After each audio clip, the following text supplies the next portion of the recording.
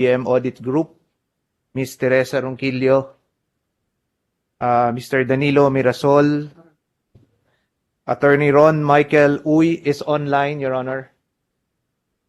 And Mr. Ronnie Latinazo, Country General Manager of Dell Philippines, Your Honor, is also online, Your Honor. Have they taken their oath? Before that, I'd like to acknowledge the presence of the of my colleagues online. I see virtually the presence of Senator Risa Ontiveros, Senator Jinggoy Estrada, the Minority Leader, Senator Coco Pimentel, who I think is mobile. Are you on a vehicle or a boat, sir? Boat? Plane? On the way to you. On the way, on the way. Thank you, sir. I see the presence of Senator Alan Peter Cayetano. And who is the other, General Counsel? Hindi naman siguro member ng Blue Ribbon. But who are the new resource persons present for the first time, either virtually or physically? Yes, Your Honor.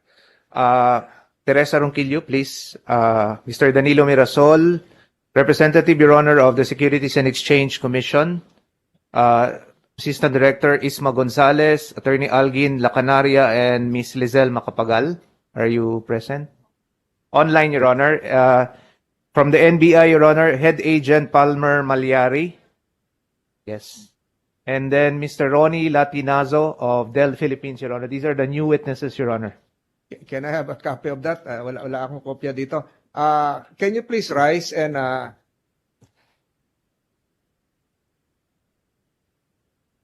for you to take your oath, please rise, raise your right hands and repeat after the General Counsel. Do you swear and affirm to tell the truth, the whole truth, and nothing but the truth in this proceeding? Thank you, sir. Your Honor. Thank you. To recapitulate, we will flash on the screen the established, undisputed, uncontroverted facts gathered from the previous hearings. Not the highlights. Not the highlights. Ano yung maingay? Can you turn that off? Can we have that flashed on the screen?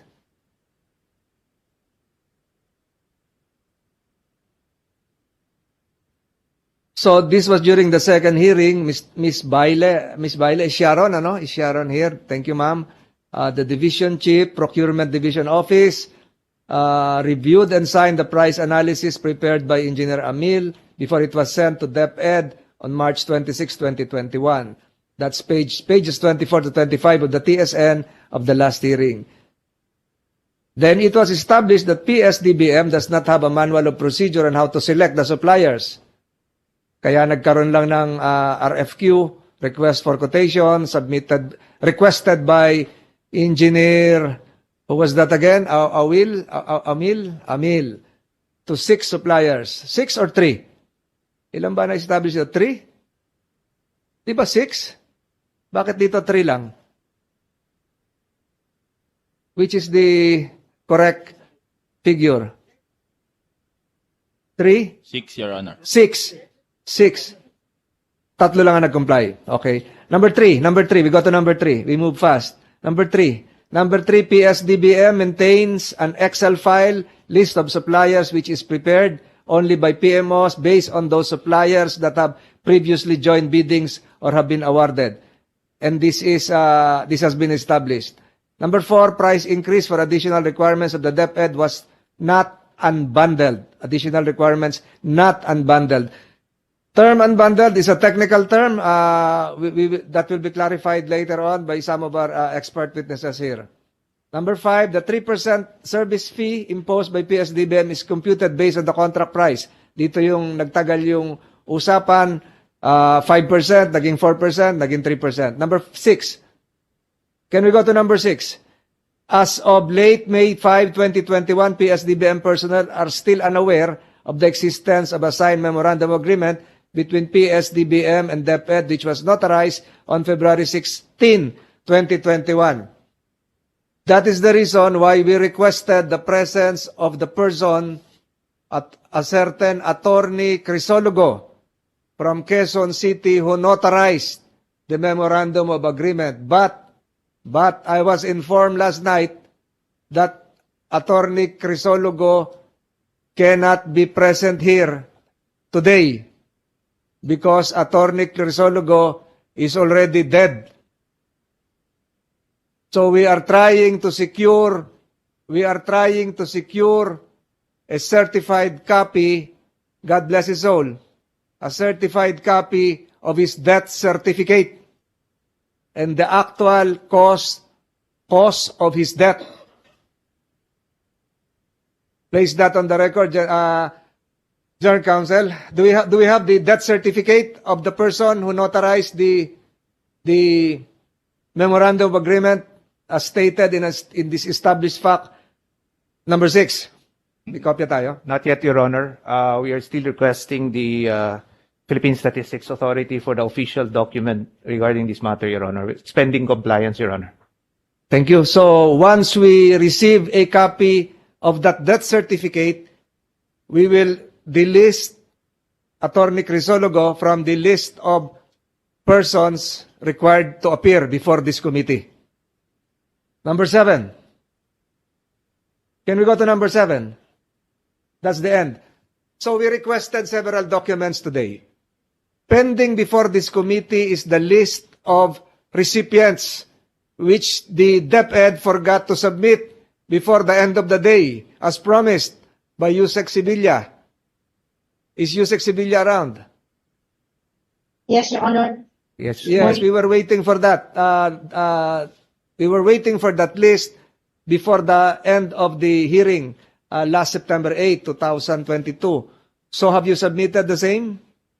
Your Honor have transmitted last September 8 through email to the Blue Ribbon Committee, the NCR minutes. And they came back to the office, Your Honor. I issued the other You're a little bit choppy, ma'am. Ma'am, sir, can you hear me now? Yes, you're good. Sorry, apologies, sir. Last September 8, we have sent to the Blue Ribbon Committee through email the list of the NCR recipients. And right after the Blue Ribbon Committee hearing last September 8, we issued po a memorandum to the current Undersecretary for Administration to produce the list because it will be under the ICTS Asset Management Division, not the Finance Service po. And they promised to submit the list by tomorrow, Friday, because this is consolidation of all the regions for all divisions and all regions. But the NCR list was submitted September 8, Your Honor. So, General Counsel, do we have a list of the NCR recipients as claimed by the Yusek Sibilia? Yes, Your Honor, we confirm receipt of the NCR list, Your Honor, as of September 8. Yusek Sibilia's statement in this regard is accurate, Your Honor. So that's the list for NCR. That's correct, Your Can Honor. we have that marked as Exhibit A and the corresponding number for DepEd? Yes, Your Honor, duly marked, Your Honor. Can I have a copy of that? Yes, Your Honor. Thank you, Yusek Sibilia. So we now proceed. We required likewise the physical presence of Attorney Lloyd Lau, former Undersecretary of the DBM, former head of PS-DBM, and I see your presence here. We thank you for that.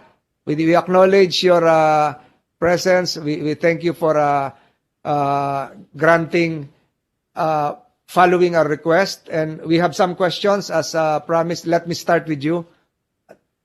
During the previous hearings, we were confronted with several documents wherein your signatures appeared. We will be showing you copies of the said documents. General Counsel, are you ready with that? 1, the memorandum of agreement signed between DepEd and PS-DBM. Can we have a copy of that? Can that be flashed on the screen?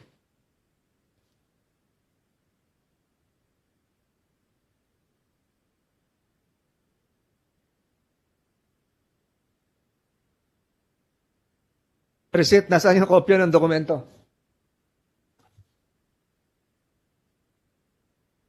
Do we have a copy of that? Can I have a physical copy of that said document?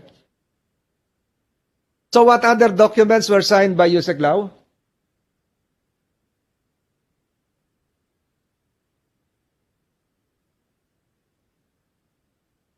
So there are several documents apparently signed by Yusek Lau.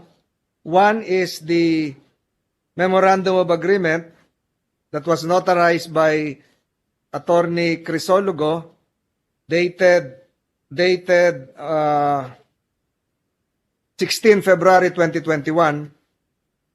And I would like to have Attorney Lau see for himself this document entitled Memorandum of Agreement. Can the General Counsel or his staff show this to Yusek Lau for him to verify his signature? No, you don't have to stand up, Yusek Lau. Iaabot sa inyo po yan.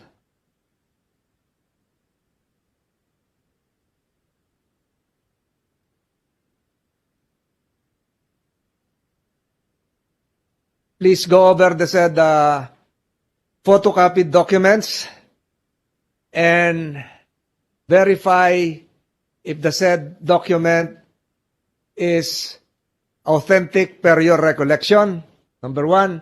And number two, verify if the said document bears your signature as one of the signatories to the Memorandum of Agreement dated February 16, 2021. I'll give you sufficient time, Yusek Lau.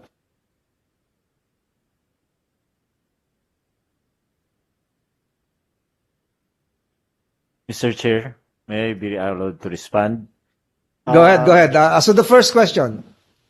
I actually, after the hearing last hearing, I've asked my previous executive assistant to check the records. We did not have records on this routed to my office. However, I haven't even seen the original copy of this document. What I have now is a photocopy, but I can recall the provision, so I have read this document. And presumably I have signed this one. And I believe this appears, the initials are my signature, my shorthand. The one on page 12 of 14, there's a longhand signature. I think since the LAO on the Lloyd Lau is missing, I think I signed this in a hurry. Because the penmanship is almost the same as mine. So you're referring to the marginal signature on the No. marginal. Yeah, the marginal signatures on page 1 until page 11 and page 14 of 14 are my shorthand. Recognize the arrival of the Minority Leader, Senator Coco Pimentel. As well Please, as go ahead. Page 13 of 14. However, page 12 of 14, reflecting my longhand signature, has a missing A on the LLOYD LAO, which appears, however, I confirm that this is my signature. Yung A kasi nawala, most likely I signed this in a hurry. Or maybe, yeah, most likely. Kasi regular course, when I sign it sitting down, there's an A. So, presumably, Yusek Lau, you signed this while in a standing position or in a hurry? Most likely or in a hurry. Kasi nawala yung LAO sa Lloyd Lau. And the page 12 of 14. It has my full or longhand signature, Mr. Chairman. So, but do you confirm that? Yeah, because I've read this document and I recently asked my former procurement director, who is also the former Can you identify, PSDBM sir? Can secretary. you identify, sir, the name of your former procurement my director? former procurement director who succeeded me as executive director of PSDBM, Jason Wayan, confirmed that he handed this document to me for signature. This is not a regular document routed to me because this is regarding Bayanihan 2.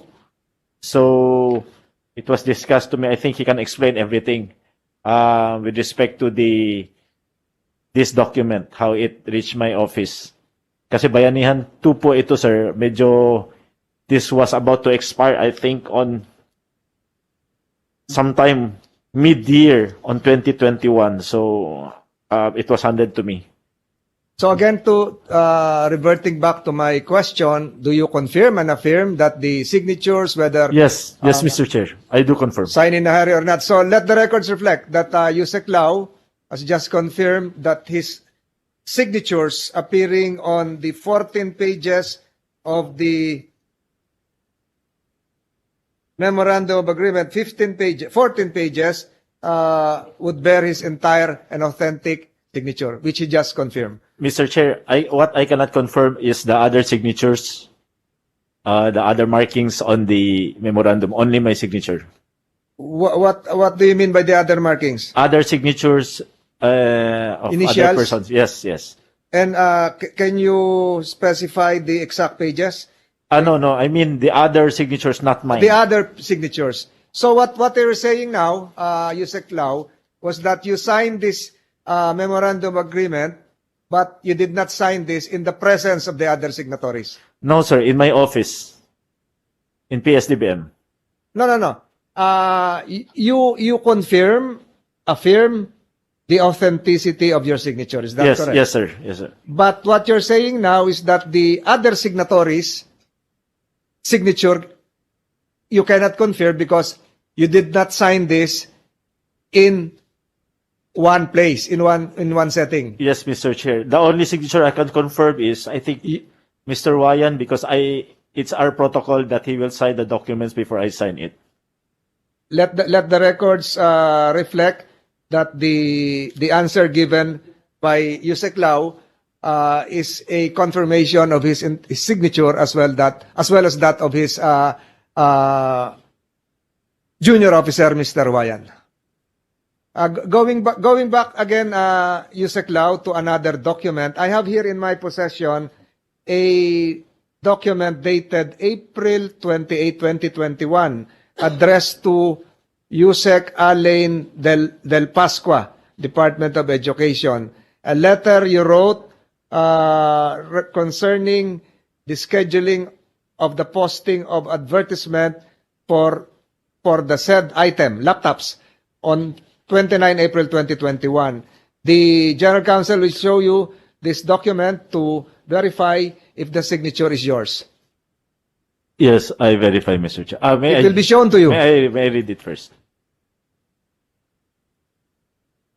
May we ask the photographers to veer away from the TV screen so that Senator Pimentel can read the same contents of the screen.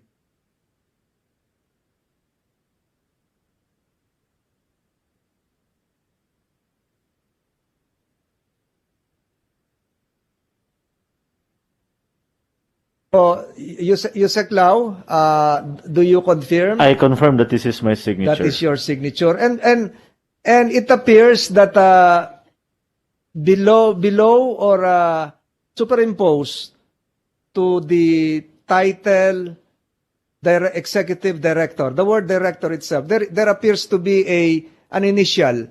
Can you recognize whose initial is that? I believe this is one of my employees under me. I think this is Director Jolas. One of the lawyers of PSDBM during my term. Director Jolas. Yes, the one who prepared the document. So let the records reflect that Yusek Lau Attorney Jolas Brutas. Tama ba? Jolas Brutas. just confirmed the authenticity of his signature as well as that of his junior officer. Can we have that encircled and marked appropriately, General Counsel? Yes, Your Honor.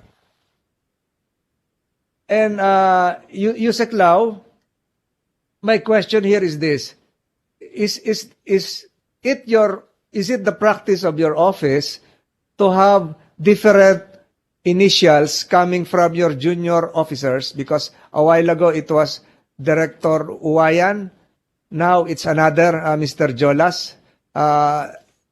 Do you have a standard practice of just one officer signing before you, or other officers can sign initial before you sign? It depends. It depends on the document that is prepared, Mr. Chairman. Whoever prepared the document usually bears the initial. If it comes from the office of the procurement director, it bears the signature of the procurement director. It is, if the letter is drafted within the office of my office, the OED, it will be signed by the staff under me directly. If it is prepared by legal department, it will be the lawyer who prepared the letter, Mr. Chairman. So even if it refers to the same transaction, the possibility is there that different initials would appear, so long as it emanates from the same office but a different division. Yes, Mr. Chairman. Thank you. So when was the date of your resignation? I think I stopped being the executive director as on May 1, 2021, because my post as executive director is not related to my post as undersecretary.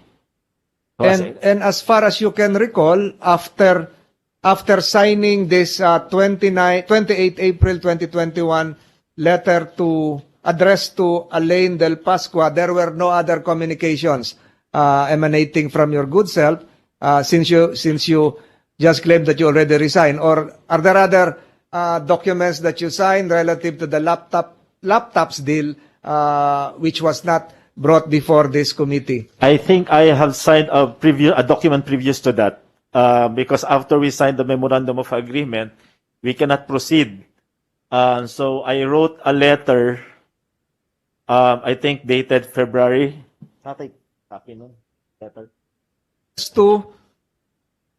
A letter addressed to Yusek Lau, as far as you can recall. I'm trying to read. We'll give you sufficient time, but germane to my address to DepEd, Mr. Chairman. DepEd. We are requesting several documents pertaining to the laptop procurement so that we can proceed based on the memorandum of agreement, because I believe that the DepEd was the purpose that DepEd engaged our services is that they wanted it procured within the given time frame. So in order to make sure that we run on time, I think after the memorandum of agreement was signed, I sent a subsequent letter making a follow-up for the documents.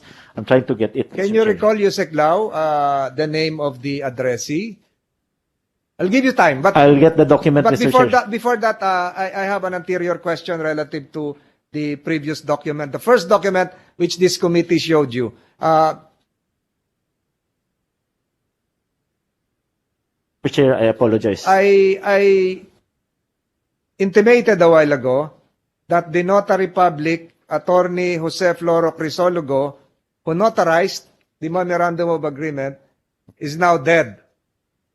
But in the acknowledgement, which you also signed, and which you just confirmed as containing your valid signature, authentic signature, it states here, and I quote, "Before me, a notary public for," and in the city of Manila, I made a mistake, it's not Quezon City, Manila, the 16th day of February 2021, appeared the following persons presenting to me their respective identifications, to wit, Secretary Leonor M. Briones, together with the identity card number, etc., etc. Undersecretary Lloyd Christopher Lau, together with your LTO ID number, etc., etc. Known to me, and to me known to be the same persons who executed voluntarily signed the foregoing memorandum of agreement, which they acknowledged before me as their own free and voluntary act, and did, and with full authority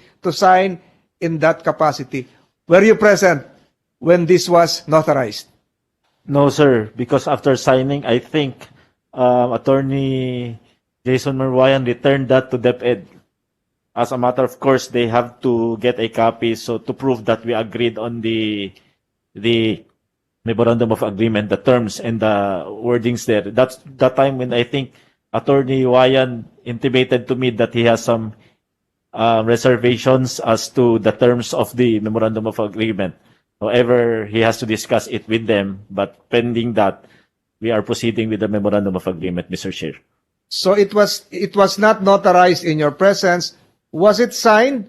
Likewise, did you sign this memorandum of agreement in the presence of Secretary Briones, although you mentioned a while ago that you signed alone? No, it was just handed to me. It was routed to me, Mr. Chairman. Thank you. Mr. Chairman, I'm trying to get the document that I signed. I think this is the one. No. Give me 5 minutes, Mr. Chair. Thank you, Yusek Lau.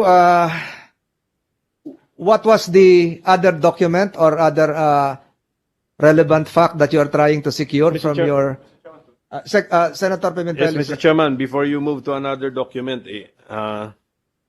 since Yusek Lau is here, and how long were you, sir, the executive director of the PSDBM, Yusek Lau? Ilang I taon or think buwan? I assumed on January 2020 and I left the post on April 30, 2021, Mr. Chairman. Okay, so 1 year and 4 months. Okay, can we look at the MOA, sir? Yung what we are referring to, the memorandum of agreement na pinirmahan ninyo. What did you mean? Senator Pimentel, can you have that flash on the screen? The MOA. Yes, the MOA. Kay page 1 of the MOA, I will ask on the last paragraph kasi. You have a copy, former Yusek Lau? Wala. Para ma-refresh yung memory mo. Yung last paragraph, sir, of page 1. Especially the, do you have it now? Yusek Lau, may copy ka na. Okay.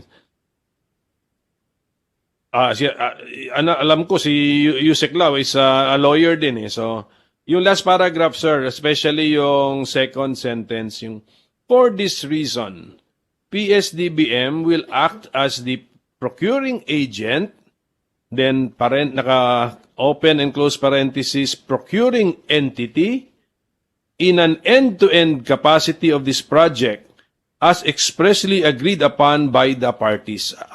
Can you tell us, being the expert in procurement, kasi 1 year and 4 months na rin po kayo doon, ano pong ibig sabihin po nito sa... This can be explained in the succeeding pages, Mr. Chairman. I think the one who prepared this memorandum of agreement is from DepEd, kaya ang nilagay nila procuring agent, open and close parenthesis, procuring entity. We are technically the procuring agent because that's the purpose of our agency. So, however, they put a open and close parenthesis procuring entity because that is maybe the terminology that they use to assign us to be the procuring entity. Kasi sila nag-draft ito. So ano kayo? I'm asking your help. I'm asking your help to explain. Yes, sir. Not to confuse. No. I'm trying to explain, Mr. Chair. That's the way they drafted it. If you look in the succeeding pages, Jace, pakicheck doon sa succeeding pages. They have the terms of the... With the permission of Senator Pimentel, Yusek Lau, you're being assisted by someone. We will allow whoever is assisting you to approach Attorney Wayan is the one who handed this to me. I think he knows. Can you be, document.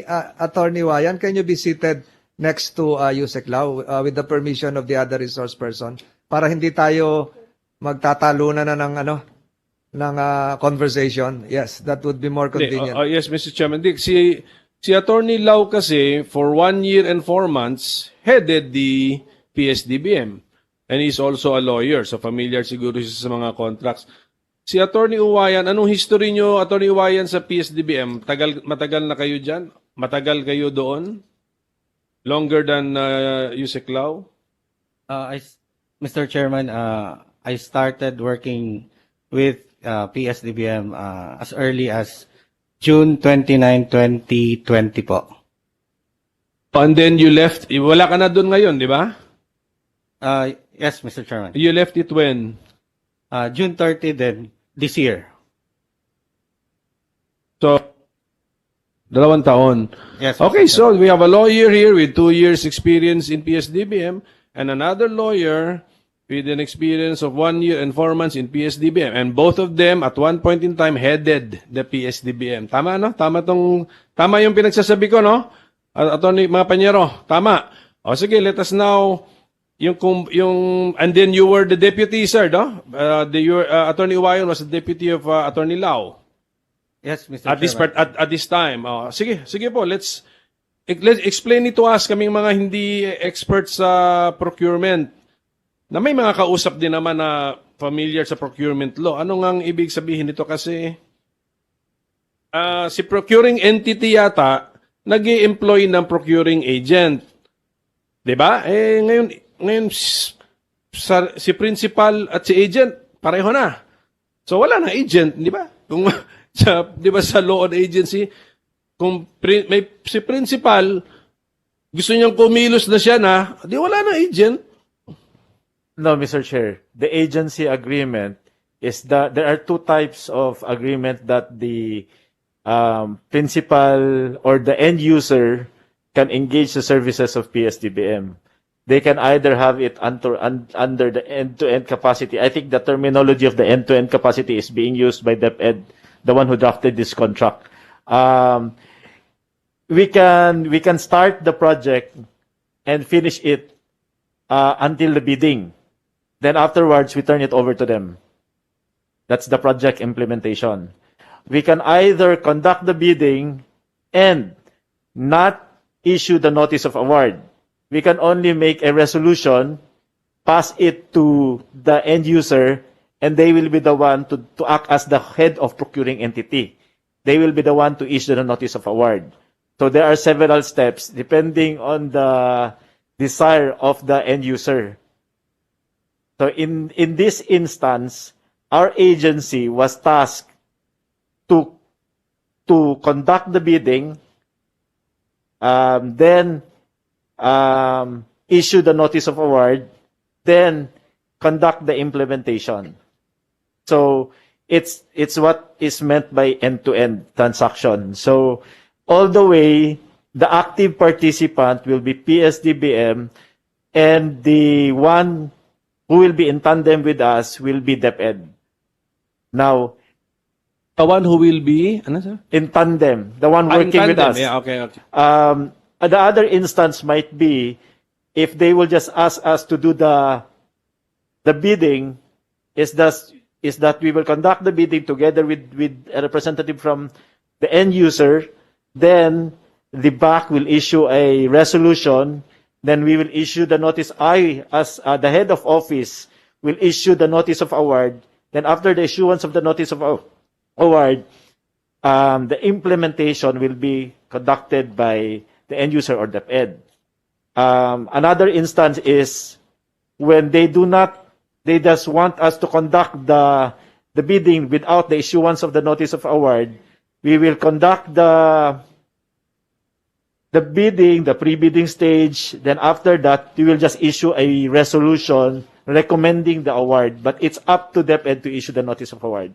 So you gave us 3 possibilities Yes, that Mr. you were practicing this in the PSDBM. Yes. Ika-question ba nga namin legal basis ng tatlong yun. Pero parang lecture yun eh. Pero dito sa MOA na ito, which one? Which one? In Which this one? project, Mr. Chair, it's end-to-end. From start to finish until the implementation and payment of the items, Yeah. including the inspection. And when the law mentions the head of procuring entity, ikaw yun. Head ng PSDBM yun because of this MOA. Yes, based on the arrangement, that will be the Pwede ba yun? The PSDBM chair. Yes, yeah, kaya nga. The papers also, the documents also show na kayo yung pumirma, di ba? Yes, Mr. No, I'm not the one who issued the Yes, notice of award. PSDBM. That the head of the PSDBM became the head of the procuring entity. Yes, Under that's the coverage of the agency agreement. Yes, under this MOA. Kaya nga tinatanong ko if that is consistent with an agency concept. Well, we will just discuss that findings po namin. Hindi pa para surrender yon, total surrender of the... yes, Mr. Chairman. With your permission, Director Cecilia Narido is here. You're being requested. You are requesting us to excuse you because you will attend the DBCC meeting, but you promised to be online present. We are excusing you with the permission of this committee. You may now leave, Director. Mr. Chair. She will transfer to the other room for the DBCC meeting. But we question- can recall you anytime, ma'am. May questions din ako sa kanya sa DBCC. Doon nalilipat na rin ako. Dito rin si Attorney Santiago, and now the current head of the PSDBM, a former GPPB head din. Yun, I mean, is that not a total surrender by the DepEd? Na si agent, palitan mo na ako, ikaw na rin ang principal para. Sige, correct. I'm willing to be corrected if I'm wrong. But I'm just proceeding from basic, yung general concepts of agency ba? Mr. Chair, I believe your understanding of the basic concept of agency is correct. That they cannot cede it. However, our agency is designed for that purpose.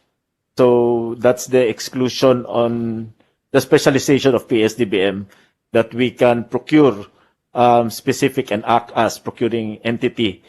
So I think that can be explained, but not by me, but I think the one who created the law, or my predecessors po. Hindi po kasi kami, when we took office, ganyan po ang function namin. So we just assume. Practice. Yes, So, Mr. okay, Chair. so you're stating for the record na this is not the first contract na end-to-end, and you use the terminology na procuring agent, then may parenthesis ka agad, procuring entity.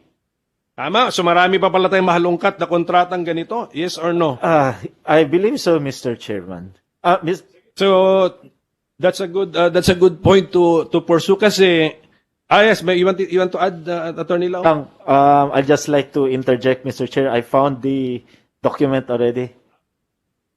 Yes, Document. this is Teka what- muna, dito muna tayo sa MOA.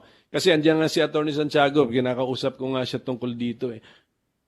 Kasi there is a theory, nagde-develop kami ng theory, as lawmaker kasi sinabi mo, the interpretation should be with the persons who made the law. So kami naman yung mga successors noon ng legislature. Meron kasing theory that the PSDBM can only be a procurement agent, okay, and never be the procuring entity.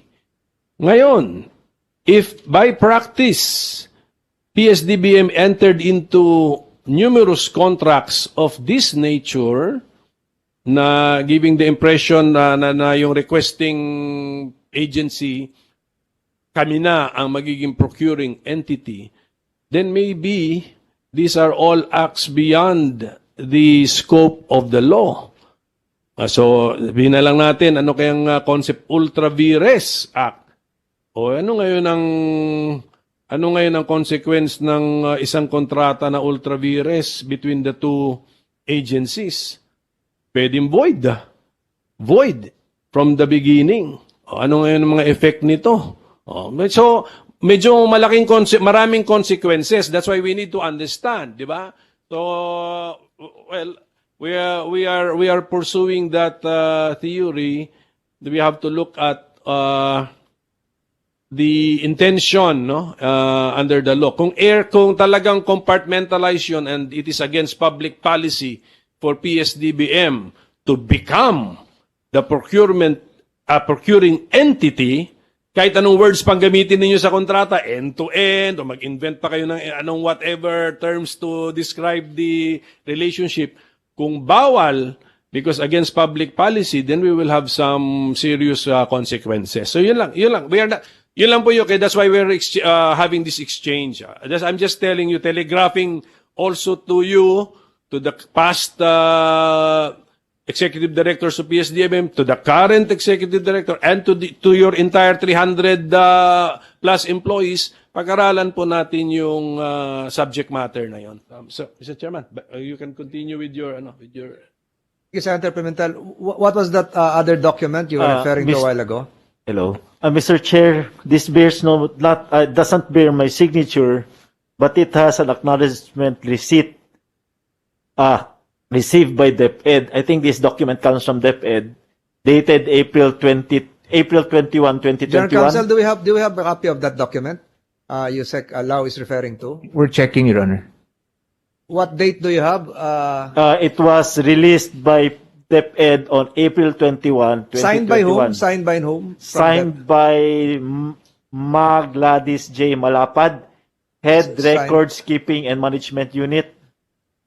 Can we have a copy of that document so we can reconcile that with our own copy? General Counsel, can we retrieve that document with the permission of Yusek Lau? Yeah, yes, Your Honor. Or have a photo taken of that document? Pakikuha nga yung document.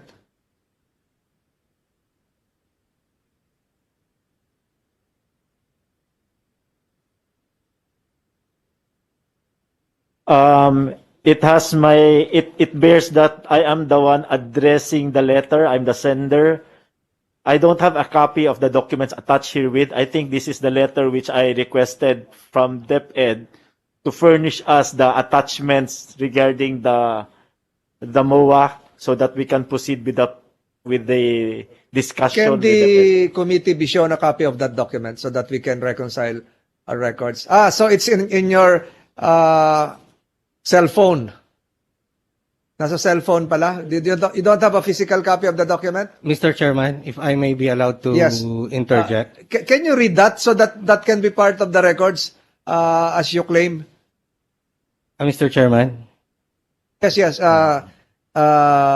Attorney Wyand. I believe Attorney Lau is referencing the letter dated sometime in February, wherein February what? if 24 or 23, if my So after the MOA was signed. yes, Mr. Chairman, the letter was addressed to Secretary Briones, indicating therein the documents needed for PS to proceed with the procurement. I think there were 3 documents stated there. The first is the agency procurement request. The second is the annual procurement plan, and the third But to abbreviate that, can you provide us a copy of that document? So, hindi nyo na siguro kailangan ibigay sa amin yung cellphone nyo, personal yon. Pero if you can have that printed, madali naman i-print yan eh. Viber nyo lang para may kopya kami. Mr. Chairman, I believe DepEd can confirm the existence of this letter. Who is the DepEd representative? Yusek Sibilla, you're virtually present online. Yusek Sibilla. Nawala? Yes, Your Honor. I'm Yes. here po. Reference was made to a document signed between 23 February and 24 February after the memorandum of agreement was executed. Apparently, it emanated from the Department of Education. Do you confirm this? I have to check the documents, Your Honor. It has to come from the Office of the Procurement Service. So we will check right away, Your Honor. Attorney Wayan, who is the signatory? It was a letter sent by then Yusek Lau addressed to Secretary Briones, indicating therein the documents needed before we can proceed. So, siguro ang tanong dito, was there a reply? A response coming from DepEd? Your Mr. Honor, Chairman, if I may. if I may. Okay. Si Yusek Sibilla muna. Thank you, Your Honor. I think Director Abram Abanil and Yusek Alin Pascual are also present, and the communication after the signing of MOA is now directly sent to the Office of the Undersecretary for Administration and the What do you mean ICTS. present? Present in this proceeding, so I can direct my questions to them? Ganun ba? Yes, Your Honor, they are there. Director Abram Abanil and Yusek Alin Pasco, I think, is virtually Medyo present as na-divert well. tayo ng konti dito. Naging ibang yes or no na lang to. Director Abanil, can you confirm that na you received the letter? Was there a response? Your Honor, I do not have a copy of that letter. Do not have a copy. You heard that, Yusek Sibilia? Who is the other one? Yusek Pasqua. Is Yusek Pasqua online? Sir, Yes, sir. Can you confirm that a letter was referred to DepEd Secretary Briones, and as claimed by Yusek Sibilia, it was rerouted to your office? I do not have a copy of that letter, Mr. Chair. There's a big difference But, between not having a copy and not being aware. Are you Yes, aware but, of that letter? I have a copy here of my letter to Undersecretary Lau dated February 18, transmitting Teka, documents. medyo gumulo ito. Ang sumulat sa inyo si Yusek Lau between February 23 and 24. Hindi ka pwedeng mag-respond ng February 18. O ang date ba ay February 18? What is being flashed on the screen? Before, Comsec, bago kayo mag-flash, ang galing yan, don't flash anything without my instructions. Ang galing yan. The letter of Yusek Lau. Sige, we can flash that. You can flash it now on the screen. Please do that, Comsec. So, can you enlarge? Okay. So, there is now, this is not a letter. This is an acknowledgement receipt. Yes, we don't have a copy of the letter. I think the letter is with DepEd. That's what we're trying to look for. That's my follow-up letter for the MOA requesting, after the signing of the MOA, we requested documents from them so we can proceed with our activities. But, Yusek Lau, but this letter was stamped received. No. Show again the stamp. So March 12, sabi mo resign ka na ng May 12, sabi mo resign ka na ng No, May 1. it was released by DepEd on April 21, 2021. Acknowledgement receipt.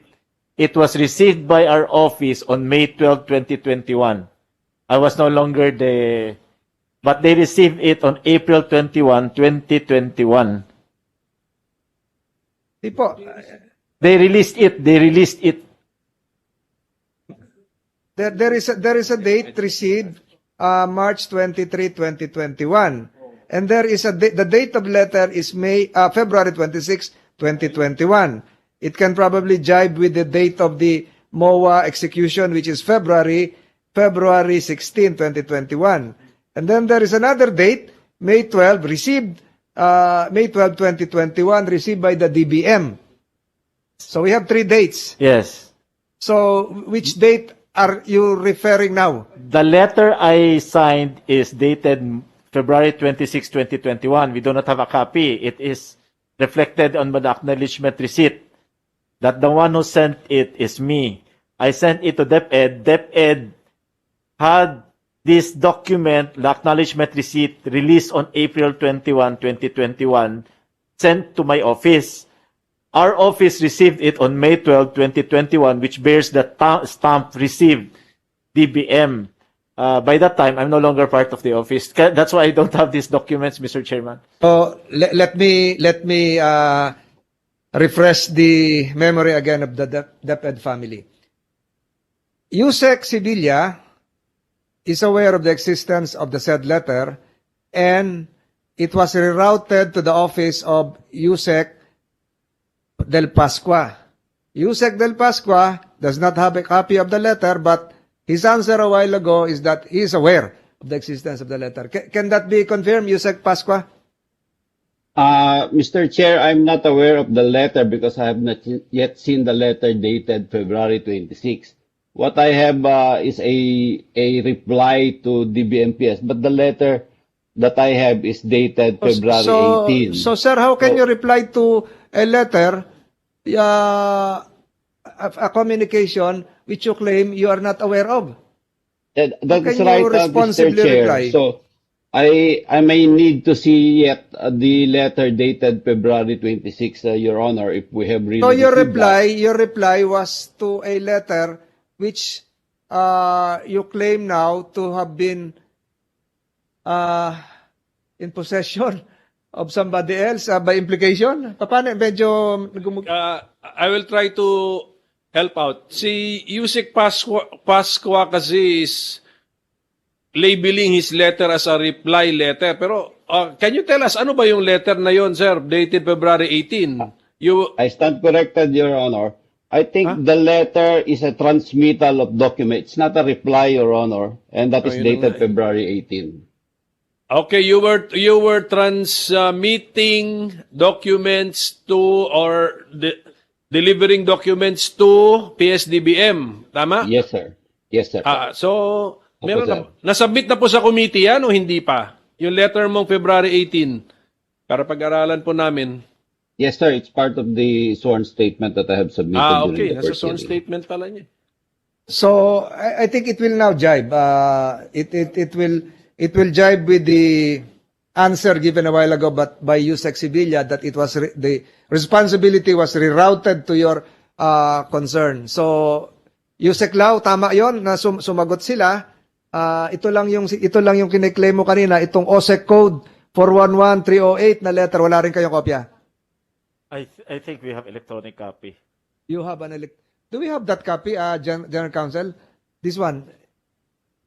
I Kung think- wala, we can have a copy of that. Mr. This Chair, one, Your Honor, this was just submitted just Just few today. minutes ago. I think Director Ryan can Yes, elaborate on proceed. those. Medyo nalubak tayo rito. Tumagal-tagal dito. Mr. Chairman, the existence of the letter can be confirmed by the Procurement Management Service of DepEd. I think the director then, Director Bragado, can confirm it. Another one. We have another personality here. Director Bragado. Who is Director Bragado? Nandito ba yung Director Bragado? Is he here? Online, physically, No. General Counsel? No, Your Honor. Director Bragado has not been invited to date, Your Honor. What is the role here of Director Bragado? Mr. Chairman, he's the Director for Procurement of the DepEd, and subsequent to that letter, they endorse the documents that were needed. So it's still 10:10. Can we still invite Director Bragado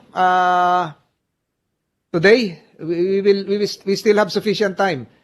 Can you facilitate this, Yusek Sibilia, since you are in the premises, within the premises of DepEd? Can you relay the information to Director Bragado that the Blue Ribbon Committee is inviting him to appear before this committee today? Probably after lunch, we will wait for him. Si Executive Your Secretary nga, nakadating within 1 hour. Siguro, malapit-lapit lang yan from DepEd. Your Honor, Sige. Yes, Yusek Sibilia. I believe we also have our LLO team physically present there. So, para po official din ang pagtatawag kay Director Bragado. What is NLO? There is a personality being implicated here as knowledgeable to assist this committee, a certain Director Bragado. So para siguro ma-simplify to, why don't you just ask Director Bragado to appear? Hindi naman kami kailangan magsabpina pa. No, Your Nandyan Honor. lang. I'm just, opo. Baka I'm nasa just saying lower that- floor mo lang. Yes, Your Honor. I'm just saying that command responsibility po ng USEC for the Legislative Liaison Office to call Director Mark Bragado. But I will informally tell him na po that he is being called in the Blue Ribbon Committee. And Thank for you, his ma'am. Thank you, appearance, ma'am. We will wait for him, and if the, what's that, NLO is listening. Who is NLO? Can you raise your hand? Wala naman dito, ma'am, NLO. They're not here. What? They're not here. Meron bang NLO? They're not here. Not here, Your Honor. They're not here. They were not invited. So, again, as part of the DepEd family, you can respectfully request your colleague to appear before this committee. Medyo nagtagal tayo, nabalahaw tayo dun sa subject matter na yan. Before we proceed to another item, Isa na lang to, Yusek Lau, Attorney Uwayan. Ito pong Memorandum of Agreement, pareho kayo nakapirma. Attorney Uwayan, please listen. Naintindihan naman natin yung acknowledgement. Nakalagay po dito, dapat nag-appear kayo, pumirma kayo sa harap ng notaryo publiko. We were asking for the presence again, reiterate this, of Attorney Crisologo, who apparently is dead. Nakaharap nyo na ba si, God bless his soul, nakaharap nyo na ba si Attorney Crisologo, yung notaryo publiko, na kine-claim na patay na ngayon? Nakita nyo na ba to? Personally? No, ako no, Mr. Chair. I do not know that lawyer. In fact, when I signed this document, kulang kami lang nagpirma. Then we routed it. I think he routed it to Attorney Wine routed it to DepEd. Kasi the only time I saw the document is when I signed it. Attorney Wayan, nakaharap nyo si Attorney Crisologo? Mr. Chairman, I can confirm that I did not meet Attorney Crisologo. And to expound on the matter, Mr. Chairman. What is the circumstances concerning his death or no? No, on the circumstances after the signing. Mr. Chair, Before that, I'd like to ask Yusek, another witness when this was executed from the DepEd family. Malanan, who was that? Asek Malana. Asek Malana. Yes, I'm Asek. online, Your Honor. I'm online. Yes, Asek, nagpanotaryo kayo kay Attorney Crisologo, who is being claimed now as dead. Nakaharap mo po si Attorney Crisologo? No, Your Honor. Hindi nyo rin I nakaharap? haven't met. No, Your Honor. Sino nagpanotaryo nito? May nagdala sa notarial offices ni Attorney Crisologo. So kung hindi nyo nakaharap, ano yung practice nito? Sino yung last touch dito sa MOA? Pag nakapirma na lahat kayo, DepEd ba o PSDBM, tapos dadalhin sa Notary Public kay Attorney Crisologo? Because I was informed that this is not the first time that Attorney Crisologo signed as a Notary Public. So pag ganon, lumalabas, suki nyo na si Attorney Crisologo. Hindi naman to basta magnonotaryo ng hindi nyo kakilala. So, sino nagpanotaryo? Na nakakilala kay Attorney Crisologo? Was it DepEd? Was it PSDBM? From my understanding, Your May bayad Honor. yung notaryo May bayad to Ano po? Who can answer? PSDBM muna. Okay. Mr. Chairman, after we signed the document, it was turned over to DepEd. DepEd. So, last touch si DepEd dinala sa kay Attorney Crisologo. Who among the DepEd officials is the one responsible for the notarization of this? Yusek Alain Pascua or Yusek Sevilla? Valid government expenditure. You have to pay for the notarial services. Who will answer? May I answer, Your Honor? Yes, Yusek Del Pascua, please answer. Yeah, I'm not privy to that, Your Honor. Hindi mo alam kung sino nagpanotaryo. Asek Malana, sino po ang nagpanotaryo kay Attorney Crisologo? I would understand, Your Honor, that the focal person handling the transaction, the notarization of this document, would be Director Bragado, Your Honor. Director Bragado. Hihintayin Yes, na Your lang namin si Director Bragado mamaya. I see Attorney Santiago raising his hand. Mr. Chair, Mr. Chair, Yes. Senator Estrada would like to interject. We recognize you, Your Honor. thank you, Mr. Chair. I would like to confirm because I am currently having a meeting with the brother of the late attorney Jose Floro Crisologo, former Congressman Bingbong Crisologo, and he has confirmed to me that his younger brother had died last year of kidney complication. So I was asking former Congressman Bingbong Crisologo if he has a copy of his death certificate, and he can provide me with one. So the committee now has been informed that Attorney Crisologo is the brother of former Congressman Bingbong Yes. Crisologo. In fact, he's here. We are currently having a meeting. He has just confirmed to me that his brother has passed away last year due to kidney complications. We're so sorry to hear that confirmation. The committee offers its condolences, but the name was just drag, Your Honor, because he is the notarial, he provided the notarial services. Please relay the committee's condolences to the family as well. So, ulitin ko yung tanong ko kanina, and Attorney Santiago is raising his hand. You're recognized. Thank you very much, Mr. Chair. We received a subpoena duces tecum from the Blue Ribbon Committee, Mr. Chair, regarding the memorandum of agreement. So we are in receipt, or the PSDVM, through our records, certified by our records management head. The memorandum of agreement, the notarized one, was endorsed by DepEd to PSDVM. We submitted this to the Blue Ribbon Committee, Your Honor, and it's just endorsed by Attorney Bragado. So it's vital to have the presence of Attorney Bragado. That's why we are inviting him after lunch. Senator Pimentel? Hindi.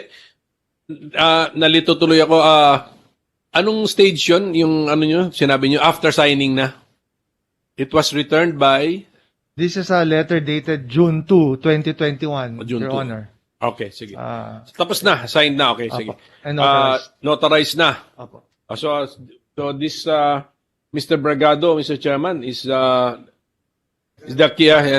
key to unlocking the notarization, etc. But balik ako sa drafting of this, Mr. Chairman, with your permission. Please. Drafting of the MOA. Which agency drafted the MOA? Yep. Both agencies, Sir Chairman. So collaboration talaga, nag-collaborate kayo. And the product, kaya that's why the product is yung wording nga ninyo na both agencies were accommodated, or even contrasting ideas were accommodated. Kasi nga, kaya ko rin i-raise ulit ito, parang Attorney Lau, you mentioned na DepEd drafted this contract. Hindi, ano talaga, kasi andito yung signature, yes. I'm not aware on the drafting, but kasi it was handed to me when it was done. Usually, I think we have two drafts in our office, our own two drafts that Attorney Wayan wanted to be used, which was never signed. I think ito kasi, I believe this is the version of DepEd. But I'm not personally knowledgeable on how it came to be because it's under their domain when it was being not under me. Under si Attorney Uwayan? Yes, because they're under the procurement director. Okay, so Attorney Uwayan has stated for the record, it was a joint drafting effort, sir, of both DepEd and DBM, PSDBM. Yes, Mr. Chairman. Okay, so on the part of PSDBM, who was the main drafter? Kayo po. That would be me, Mr. Chairman. On the part of DepEd, who was the main contributor of ideas in the draft? That would be my counterpart with DepEd.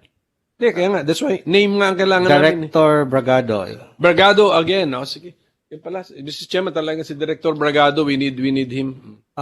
We will await the arrival of Attorney Bragado as directed by this committee.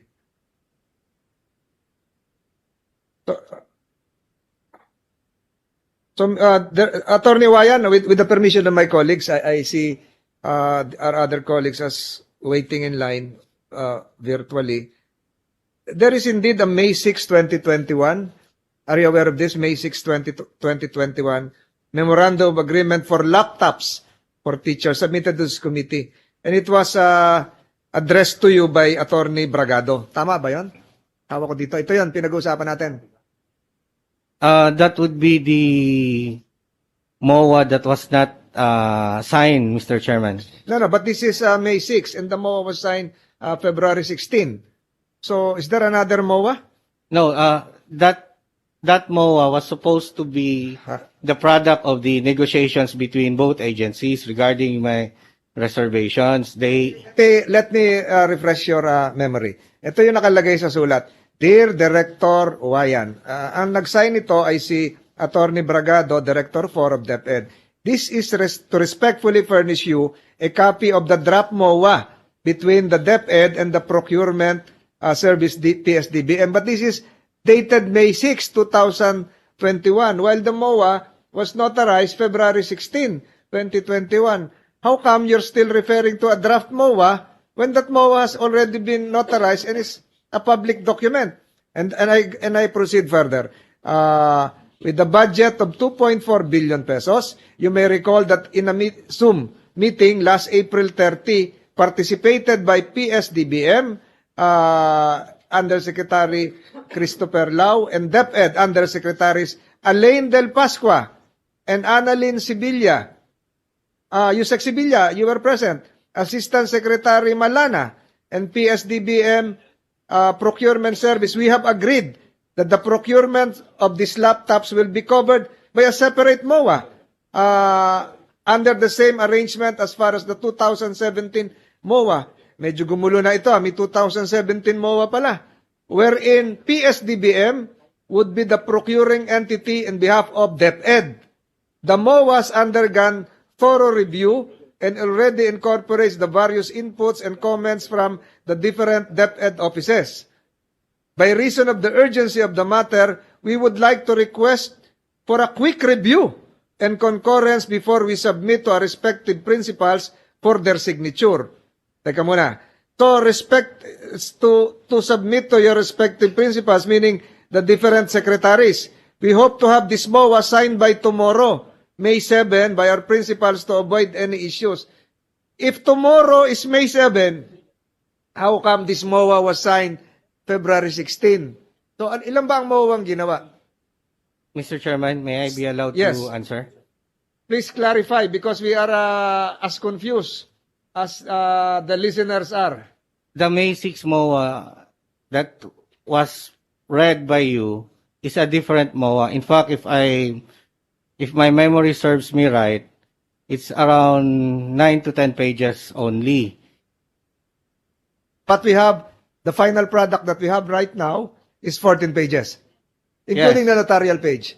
Yes, that was the February MOA, which I wanted to be changed. And during the subsequent discussions, they did not agree to what I wanted to be changed, such that they presented the MOA that you read earlier, the May 5 or May 6. And how many MOAs are we talking about? We are only talking about 2, Mr. Chairman. MOAs? Yes. One MOA, February, was notarized. The second MOA, May, was it notarized? No, it was never signed, Mr. Chairman. It was never signed. It was not implemented, executed. So, for purposes of implementation, bidding, awards, we are now referring to the February 16 MOA. Yes, Mr. Chairman. So, there was an attempt to have another MOA to change the previous MOA because you were not in agreement with the contents of the February 16 MOA. Precisely what point was the point of disagreement? There were several points, Mr. Chairman, regarding the contract implementation stage, and as well as some provisions regarding the transfer of the funds. So your disagreement emanated from the implementation stage as well as the transfer of funds, but it has nothing to do with the technical specifications. No, Mr. Chairman. It has nothing to do with the technical specifications. So that will be clarified later on by Attorney Bragado, the signatory to all these confusing letters. May we ask from our colleagues present online? The first one to ask would be Senator.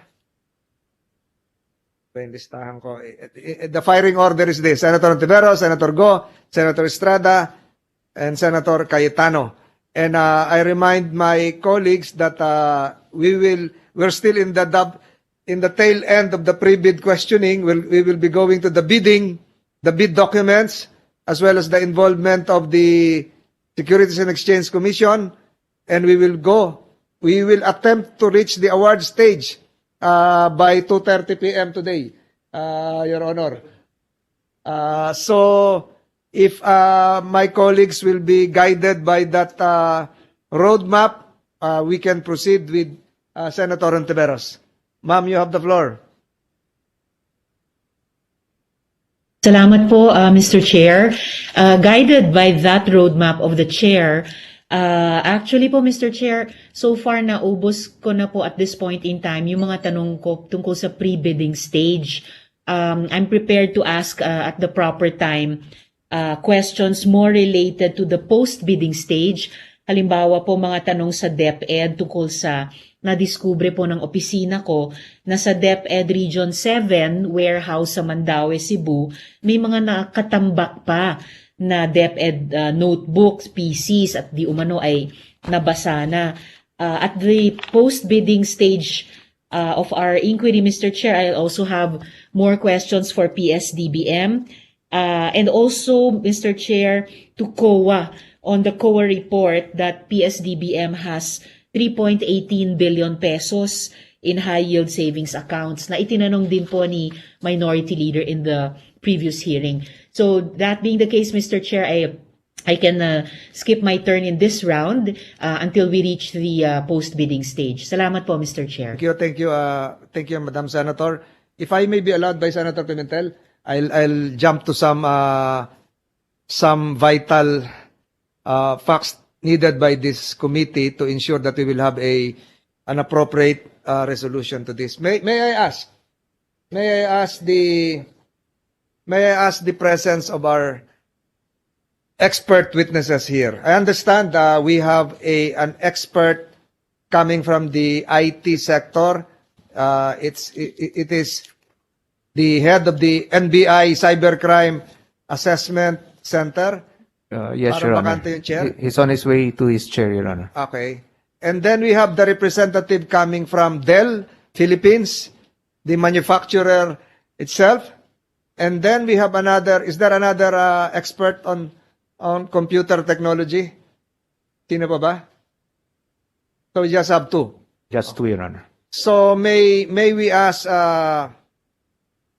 first Dell. Dell Philippines is here.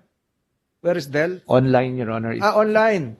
Good morning, Your Honor. I'm online. Can you show your video presence? Can you wave para makilala namin? Yes, Your Honor. Saan po kayo? Saan po kayo? Alin po kayo dyan? Yan. So, sir, can you apprise this committee of your personal circumstances, your position right now with Dell, and your knowledge and involvement with this transaction? And we thank you for being present and supportive of this endeavor to unravel the truths. Can we get your name, sir? Hindi ba pwedeng palakihin? Hindi ba pwedeng palakihin? Siya lang yung naka-flash. Yes. Your name, sir? Sir, my name is Ronnie Latinazo. You can call me Ronnie. And you're currently the president of Dell Philippines? The country general manager for Dell Country Philippines. general manager. For how long have you been country general manager, sir? Altogether, I've been with the company for 22 years. 22 years. Yeah.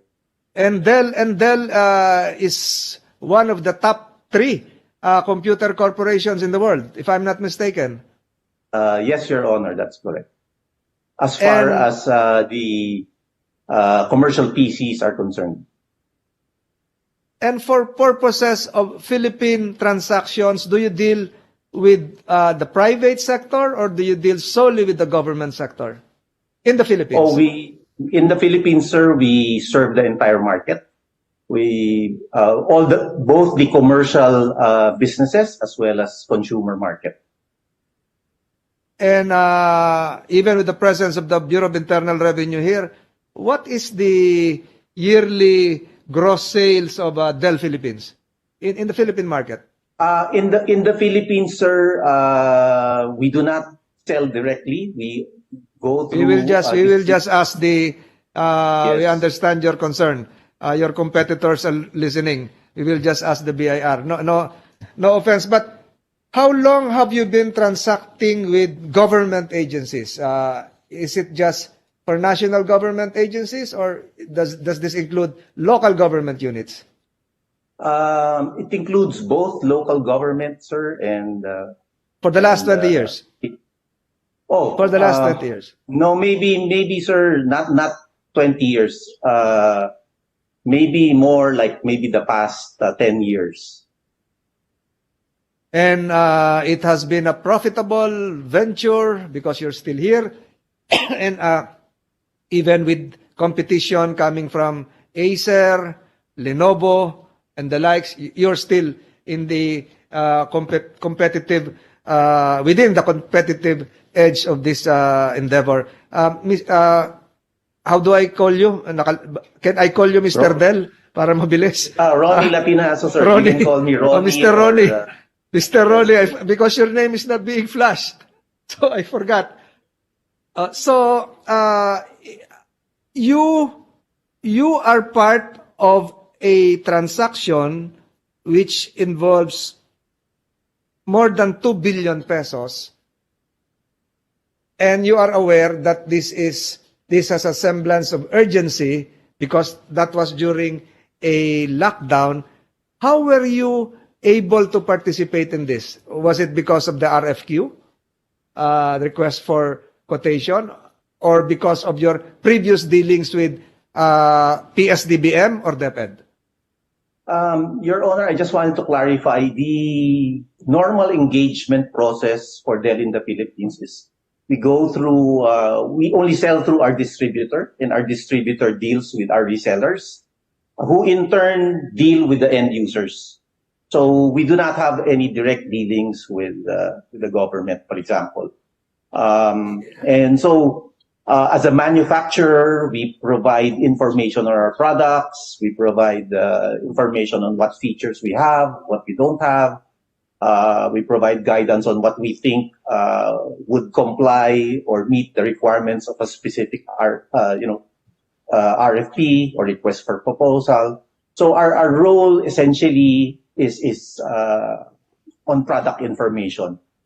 We do not get involved in, for example, in setting retail transactions prices, with the government. Commercial, yeah. So it's all about marketing and promotions and technical advice. Thank you. But what about the notion of a teaming agreement, an agreement with the DepEd? Is it signed by a distributor or is it signed by a manufacturer? We didn't Are you sign aware of any. Only in the latter part, sir, when Your Honor, when the bids were submitted, but we don't personally, as Dell, we don't sign any agreements with end users or the government. Everything was signed or entered into by our resellers. I believe in this case, the JV. But in terms of liability, can the resellers go after your warranties, your backup support? Is that part of your agreement? You're correct, Your Honor. As the manufacturer, we provide a manufacturer's warranty commitment to through our distributor and in turn to our resellers. So that warranty that you provide to your resellers are in turn impliedly part of any contract entered into by your resellers with an end user, be it with the private sector or any government agency for that matter. They can quote, they can have that as a part of their contract. As the sole distributor, for instance, of Dell in Metro Manila, we guarantee that the manufacturer's warranty given to us by Dell would likewise be applicable to the end user. Is that correct? I don't have visibility of whatever agreements were signed by our reseller, Your Honor, but as far as within the scope of the standard manufacturer's warranty, I believe they can refer to that because that's a commitment we have with our resellers. So in terms of product manufacturing defects, product liability, the distributor can impute that liability to the manufacturer and in turn assure the end user buyer that they can safely purchase this because they have the back-end support of the manufacturer, which is Dell. Am I correct? Yes, Your Honor, within the scope of the standard manufacturer. Anything above that, any commitment beyond that, will have to be covered and undertaken by other parties, or in this case, our resellers. Do you speak Tagalog para maintindihan tayo ng iba? Yes, sir. Yes, okay. sir. I thought you're not a Filipino. That's why I want this translated into layman's terms. So pag bumili po, pag nagbenta po ang isang distributor sa DepEd, for instance, bit-bit niya, dala-dala niya, yung tibay ng inyong seal of good manufacturing standard, kaya bibilhin ng isang end user, di ba po? Tama ito po. ay Dell Tama product, po. okay. Yung standard warranty terms namin can be leveraged by our channels. Yes, gagamitin yung pangalan nyo, yung 20 years experience ninyo, bit-bit nila yon. And you assure your distributor na you will back up them kung sakaling pumalya, kung sakaling magka-aberya yung laptop o yung computer dahil nandun sa likuran si Dell Philippines. Tama po ba yon? Tama po. As part of the warranty, yes. Yes. Kung sakali naman po na iniba yung configuration, kasi nabanggit kanina yung bundling dito sa nakapost sa screen. Kung sakaling iniba yung specifications, will that still be covered by the warranty? Yes, Your Honor.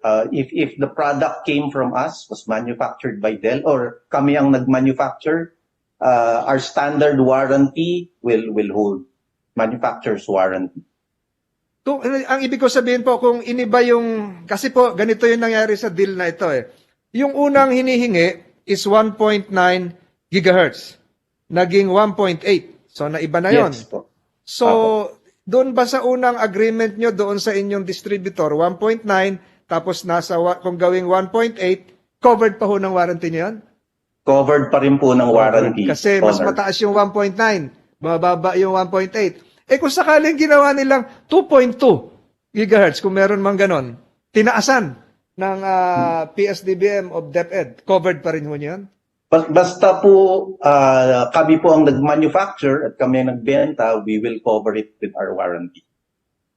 Basta kayo kasi minsan kahit sa mga kotse, pag pinalitan mo yung mag wheels, hindi na kasama doon sa warranty, hindi na isa-service sir nung kung sino man yung kasa kasi iniba mo na yung gulong.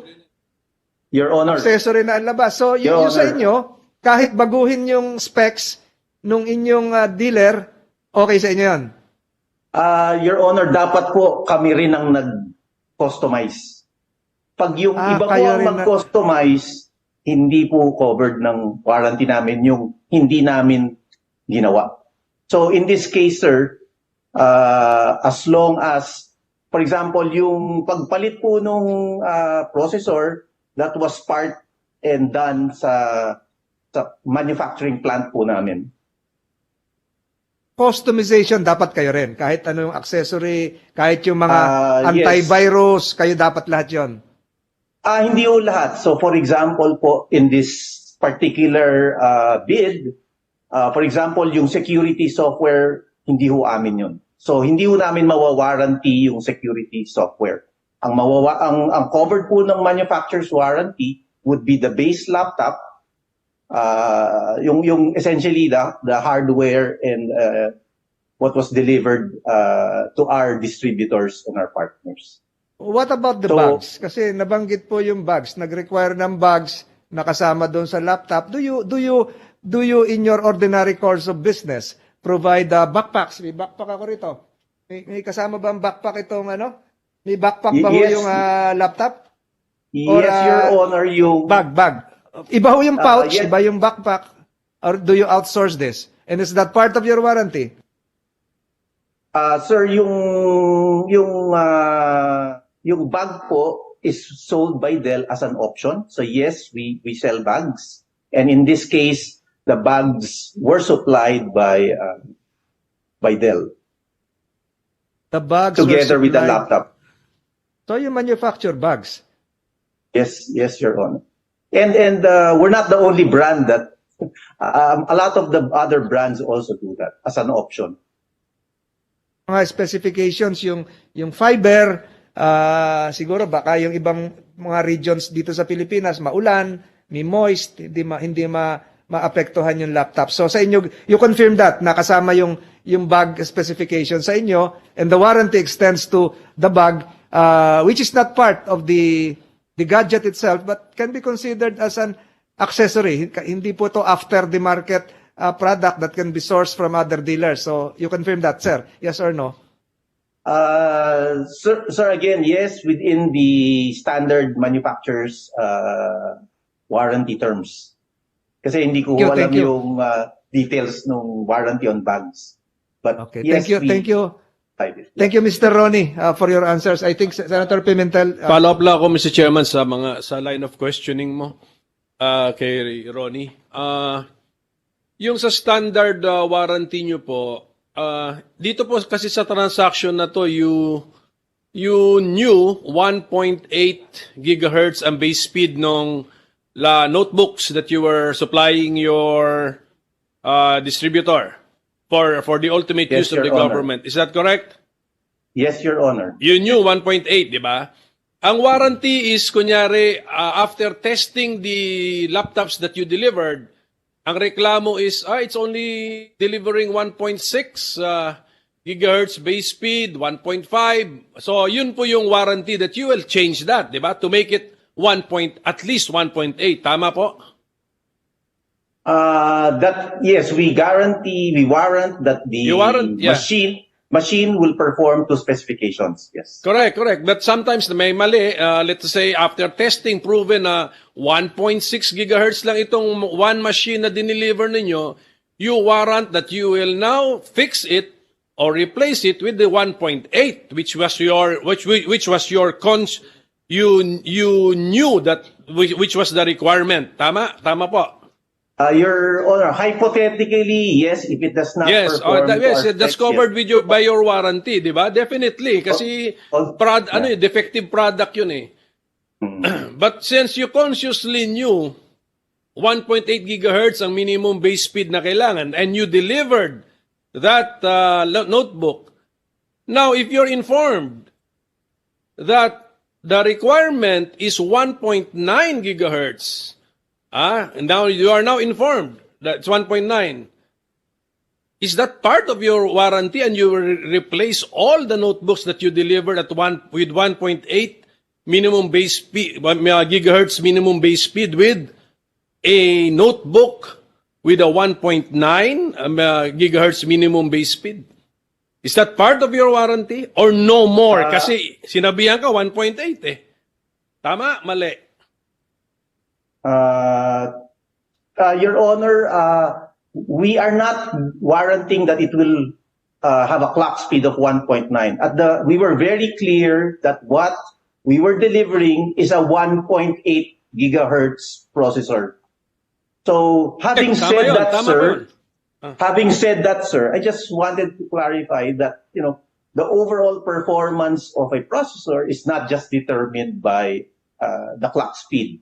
And that's the reason why I believe a request for reconsideration was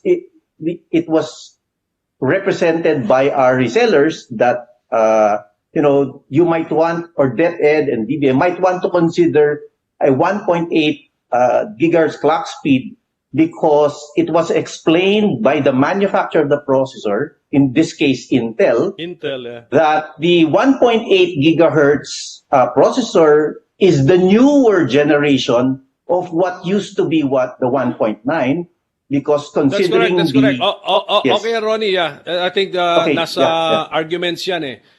Yeah, Unfortunately nga, this is not a private transaction that you convince the buyer. Gobyerno to eh, governed Yes. by procurement laws na merong quantitative criteria, may qualitative criteria, and pag sinabi mong 1.9 gigahertz base speed, alam naman, sabihin mo na better yung 1.8. Hindi. I mean, kasi this is a quantitative Okay, so in this particular case, okay, balikan ko muna. Did Dell Philippines participate in the arguments with the PSDBM, convincing PSDBM to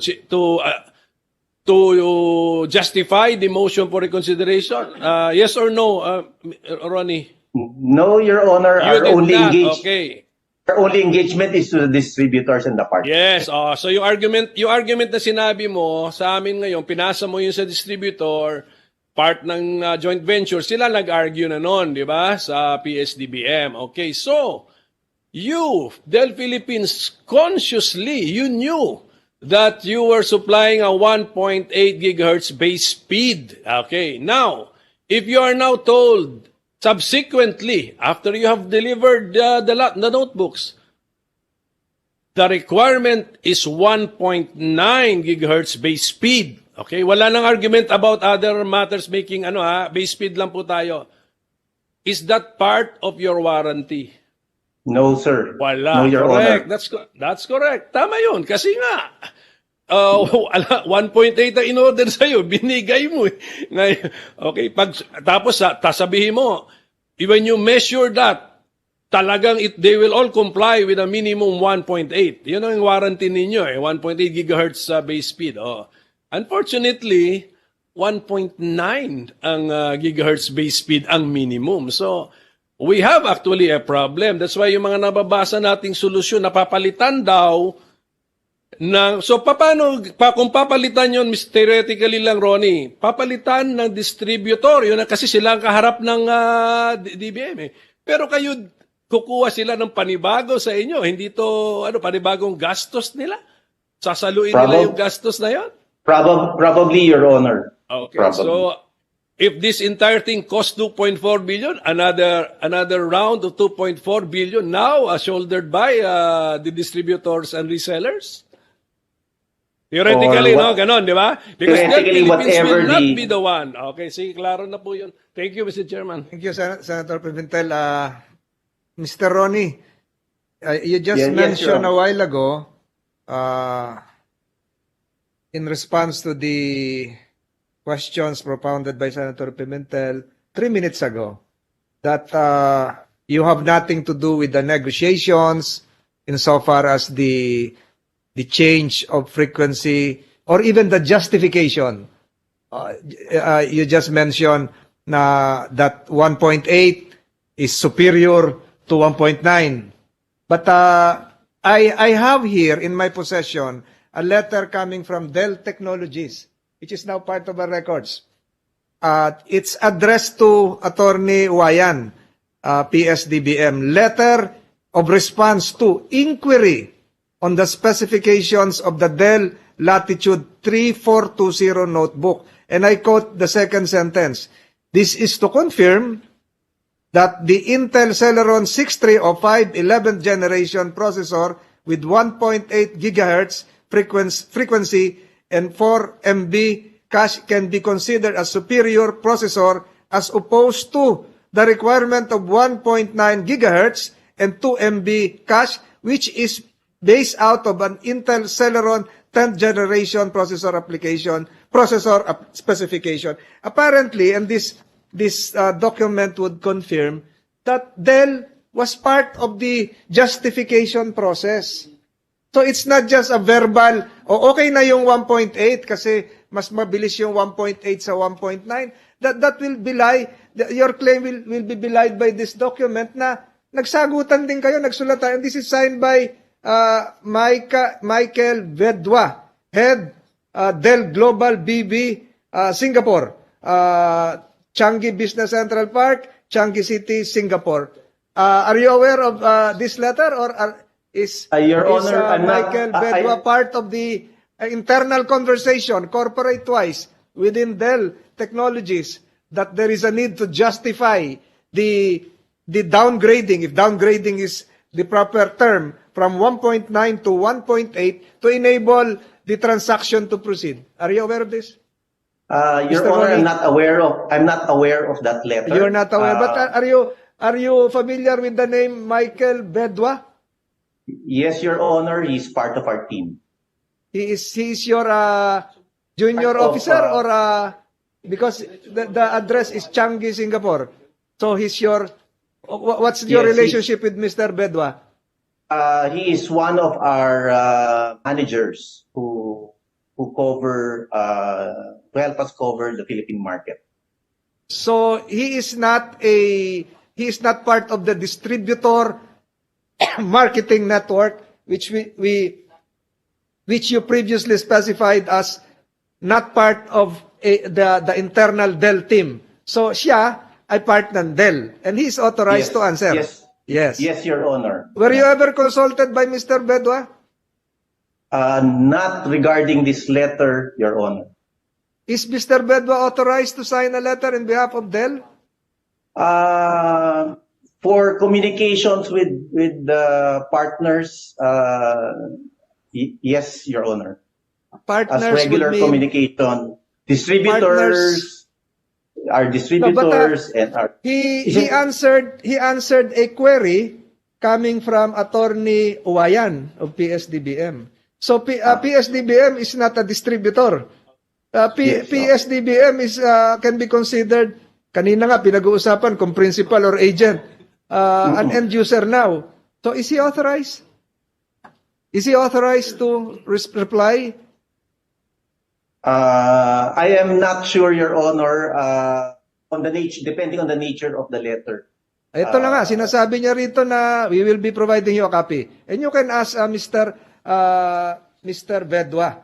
So, Yes. may I ask Attorney Wayan, sumulat po kayo sa Dell.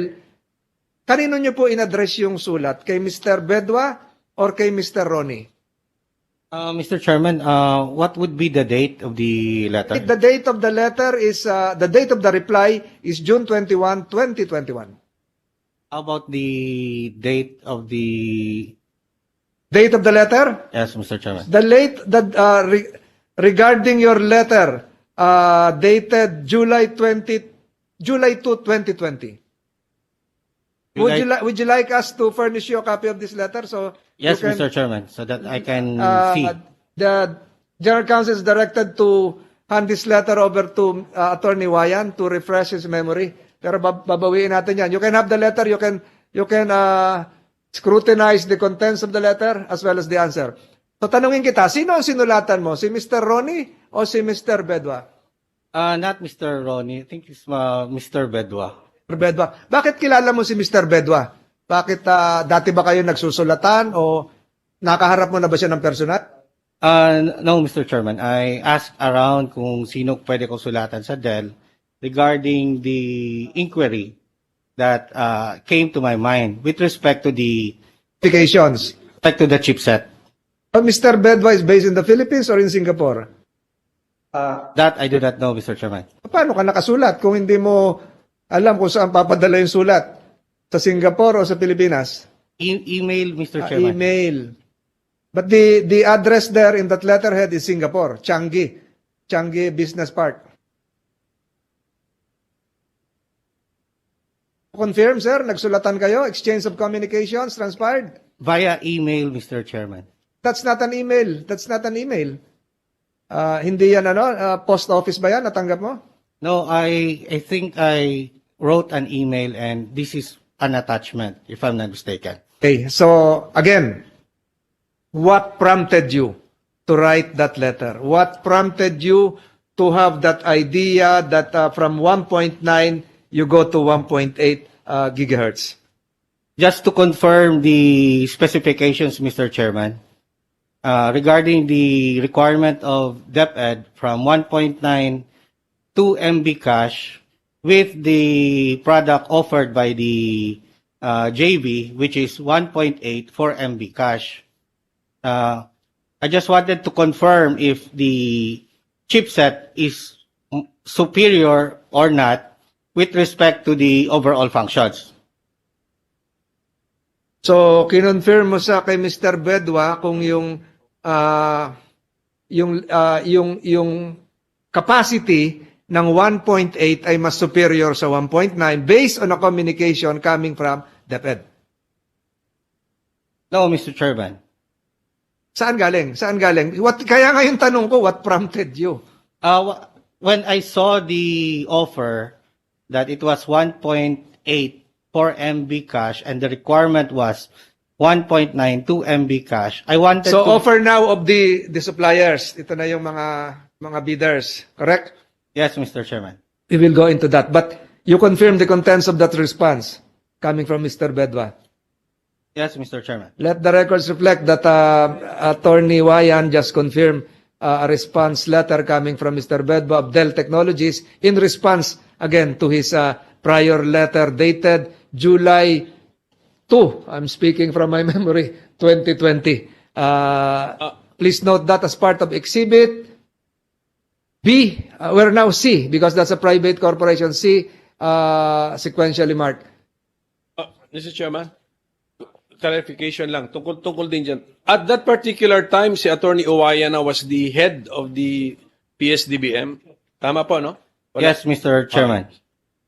So, as the head of the PSDBM, you showed initiative to research on a topic under contention, a topic in issue. Nag-initiatibo ka pala to search the internet and ask, and you reach the Dell laboratory person in Singapore. Ganun po ba yan nangyari? I wanted to be sure on the specifications, Mr. Chairman. Since it is allowed under 9184, if a product is no longer available, the supplier can offer an equivalent that should be more superior or superior rather to the previously outdated specification. I just wanted to be sure on that, Mr. Chairman. Yun na nga. Can I pursue my line of questioning, Mr. Chairman? Medyo pasok na ako doon sa specs eh. Mr. Chairman, okay lang? You will allow me kasi topic. Is this germane to the... Yes. Kasi so, ang sinasabi kasi, yan yata ang pagkakamali. Ang sinasabi na magiging obsolete na ang 1.9 gigahertz base speed and 2 MB cache or 1. Meron bang ganun? Konsepto na magiging obsolete na? Are we kayo po naging hope because nangyari rito, your agent and principal at the same time, and then unfortunately for you, ikaw na ngayon ang head ng ano. So, sa mata ninyo, yung sarili ninyong specs, na nagkamali kayo, sabi nyo, because magiging obsolete na. Magiging obsolete ba ever ang 1.9 gigahertz base speed minimum? Will that ever become obsolete?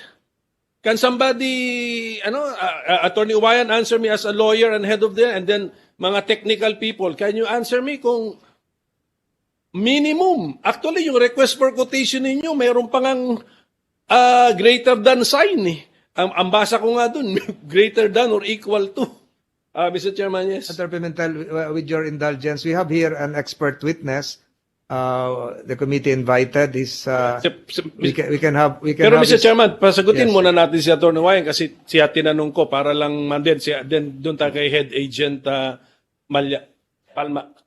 Malyari. Oh. Sige, si Atty. Uwayan, sir, kung pwede. Mr. Chairman, May I respond, Mr. Chairman? Si Atty. Uwayan. Yeah. First, Mr. Chairman, I never said it was obsolete. I said that I wanted to check if the offer is superior to that of the indicated technical requirement. And second of all, part of the terms of reference of the DepEd was that the product must not be in an end-of-life stage. And upon reading my research, the 1.9 was actually discontinued by Intel as early as December 2020, if I'm not mistaken. So thank you. Kasi nga, yung mga computer, di ba, may Intel inside na mga may logo yan. Ang problema natin, sa mind natin, Intel inside. Intel lang, yung specs ba natin, sinabi, Intel dapat ang processor? So ang next question ko sa mga expert, Intel lang ba ang nakakagawa ng 1.9 gigahertz or faster na processor? Intel lang ba? Yun yung tanong eh. Attorney Uwayan, answer me first before sa expert tayo. On the law muna. Intel po ba ang kailangan na processor? Is it required the Intel? No, Mr. Chairman. No, tama. It's not. Bawal po yan sa 9184. Correct. Correct. But it's the Intel Celeron processor which is about to be discontinued. So very branch specific po yung ating mga salita ngayon, di ba? So be very, very careful kasi aware din kami. Alam namin na hindi ito about Intel. So can tech people help me understand, Intel lang ba ang kayang gumawa ng microchip or processor na may base speed na 1.9 gigahertz. Sige, Head Agent Malyari. Before that, yes, before that, there probably would have to be a reconfirmation here, but a confirmation was already made, and I think this is very vital to this hearing and outcome determinative of this investigation. One, and Senator Pimentel and my other colleagues can make the follow-up questions directed to Attorney Wayan and all the DepEd resource persons present virtually or physically. Sa sulat po ng DEL ni Mr. Bedwa na tinanggap na totoo in response to the letter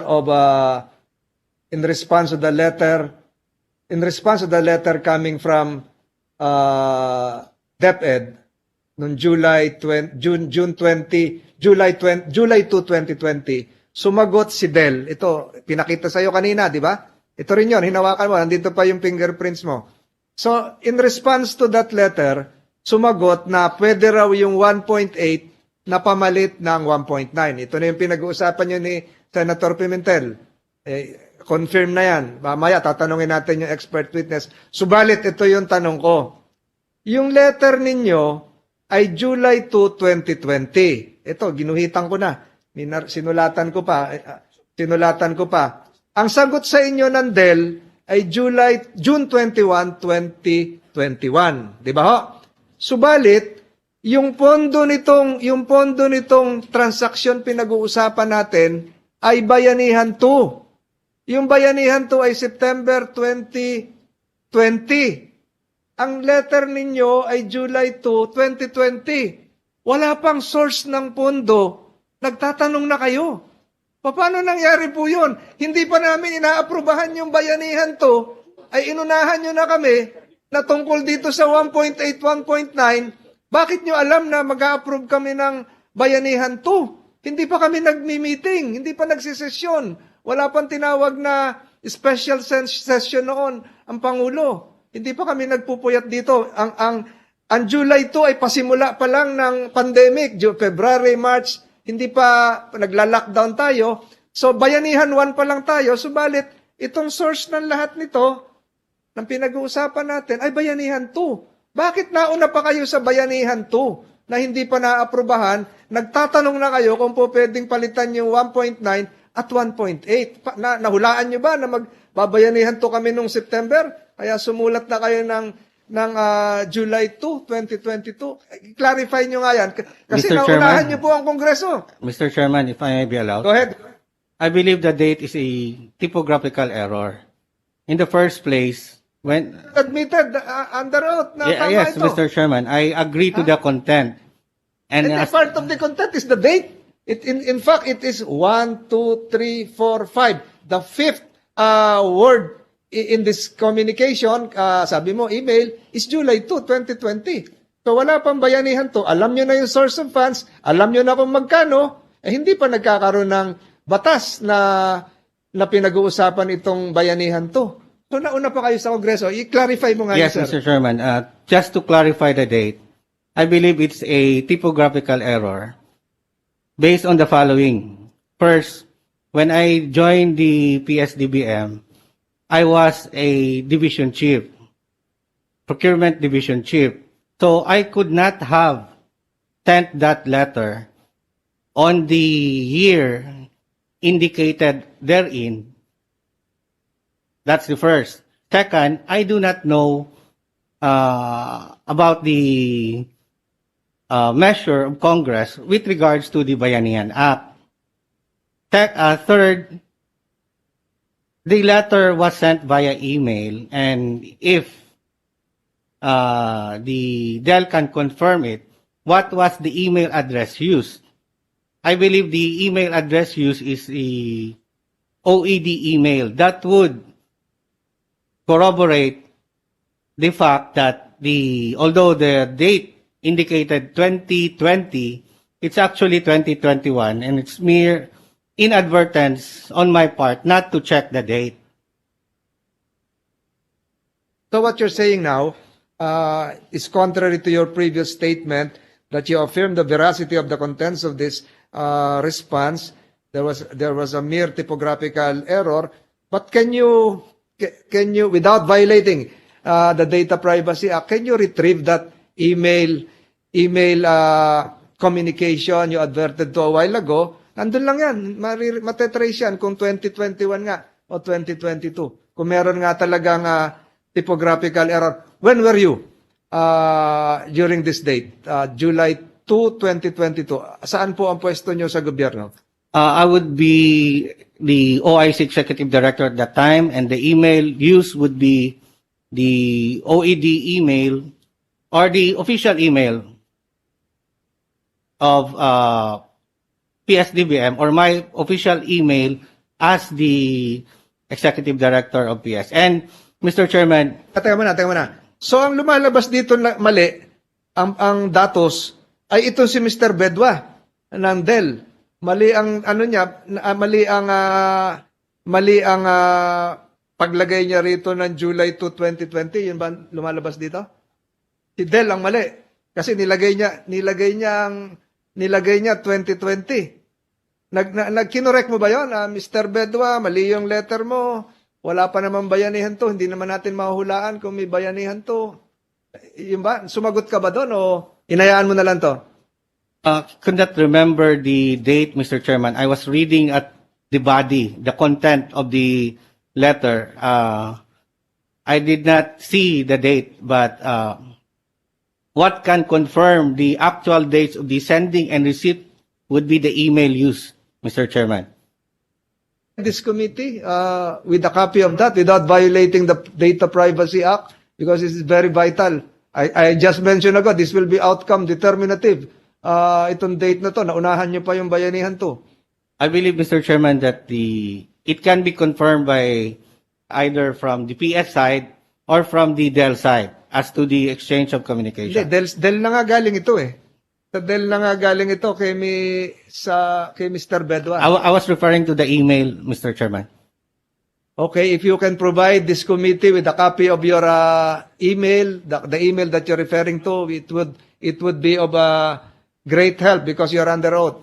Senator Pimentel. Testimony ba ni Attorney Uwayan, di ba you sent an email and then yun nasagot? Baka nga naman yung sumagot sa'yo na mistype niya yung date of your email, di ba? So, can you still access that email or kay Attorney Santiago na tayo hihingi ng copy of that email? I no longer have access to that email, Mr. Okay, Chairman. so Attorney Santiago, is there a way? Because he was already ED.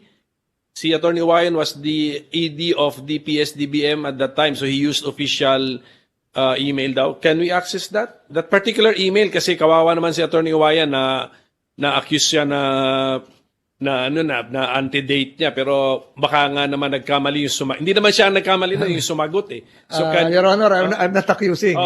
Sinundan ko lang itong letter. Kasi nga, don't misinterpret me, Attorney Wayan. I'm not accusing you of anything. No, it's okay, Sinundan Mr. ko lang Chairman. itong records eh. I do not mind it at all. because hindi, si Attorney Uwayan kasi had the chance when you examine the document na ano mo sana, na point out mo yun na mali yung date according to the Dell person who sent you the reply, na mali yung pagka-date niya ng letter mo. Hindi ka nag-react, kaya akala namin tuloy ganon. But basta the best evidence would be the email itself as well as yung date stamp niya. So is it possible for Yes, Your Honor. The office is using the same Yes, email address, ayan, Your Honor. makukuha So we can provide and makikita trace natin. the email as Sige po, In the next hearing, can we have that or even before? Can we pwede siguro instruct na ngayon ng office, Yes. no? Can somebody in the office I will do that now, Your Honor. access it? Or are they allowed to access it and then just retrieve that email for the date? Yes, Your Honor. I will do that now, and Your Honor, Mr. Yes. Chair. I Thank will you, do that. Attorney Santiago. Before we digress to another topic, we can now have the expert witness here at Attorney Agent Palmer Malyari, the Director of the Cybercrime and Assessment Center of the National Bureau of Investigation. Tell us briefly about your personal circumstances. How long have you been tech savvy, ahead of Senator Pimentel? Thank you, Mr. Chair and Senator Pimentel. I am Head Agent Palmer Malyari. I am currently the head of the Cybercrime Investigation and Assessment Center of the NBI. My office actually oversees and supervises the operations and affairs of the Cybercrime Division and the Cyber Research Division. With your question about I've been with the Bureau for 29 years. I was in 2001, I was the Executive Officer of the Anti-Fraud and Computer Crimes Division and the first Chief of the Cybercrime Division in 2009. Now, it's a good thing that we will be made to clarify here, because the thing is, my office is not in a way involved in the investigation of this case. No, we're not going to that.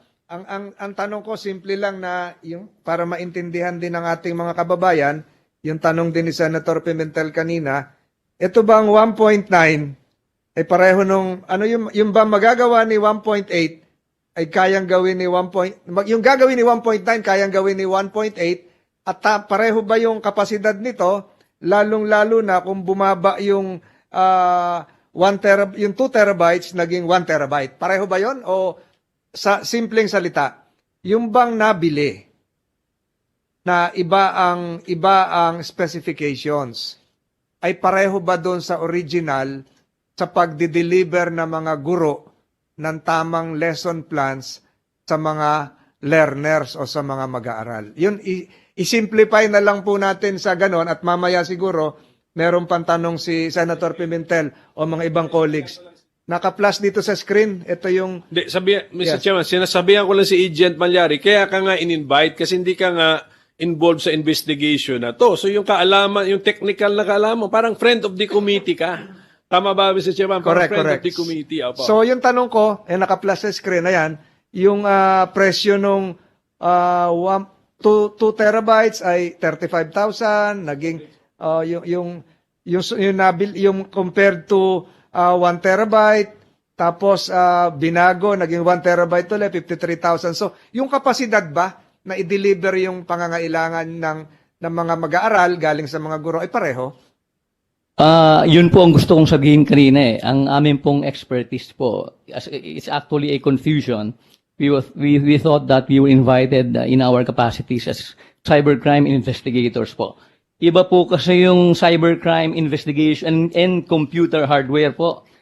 Ang amin pong Digital Forensics Laboratory, ang division sa NBI, na merong specialization po as far as computer hardware is concerned. Meron po kaming very sound understanding of computers and how it work and the internet.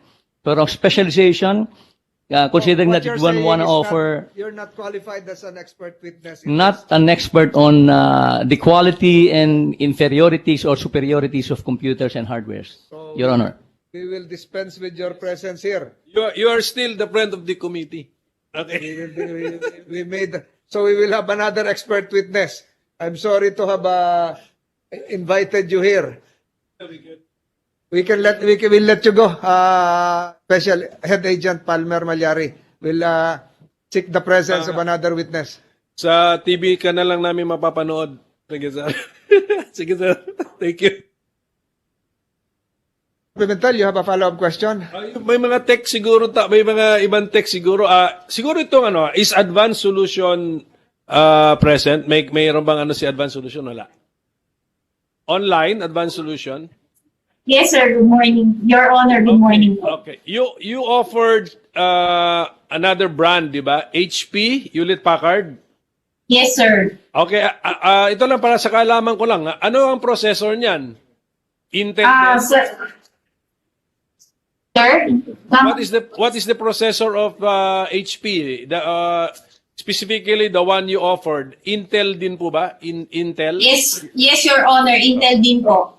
Okay, so when we talk about processor, wala na bang ibang choice? It's always Intel?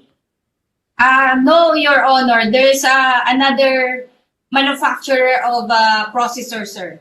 Correct. So when Intel says that that 1.9 gigahertz base speed chipset with a 2 MB cache will be soon discontinued, the other tanong ko na lang ito, ma'am, the other chipset maker may not discontinue that, di ba? Can still continue that. Yes, Your Honor. Also to add, in Laksan fact, mo, ma'am, di ka marinig eh. Yes, Your Honor. The other manufacturer do have compliant. In fact, sir, even Intel, meron po siyang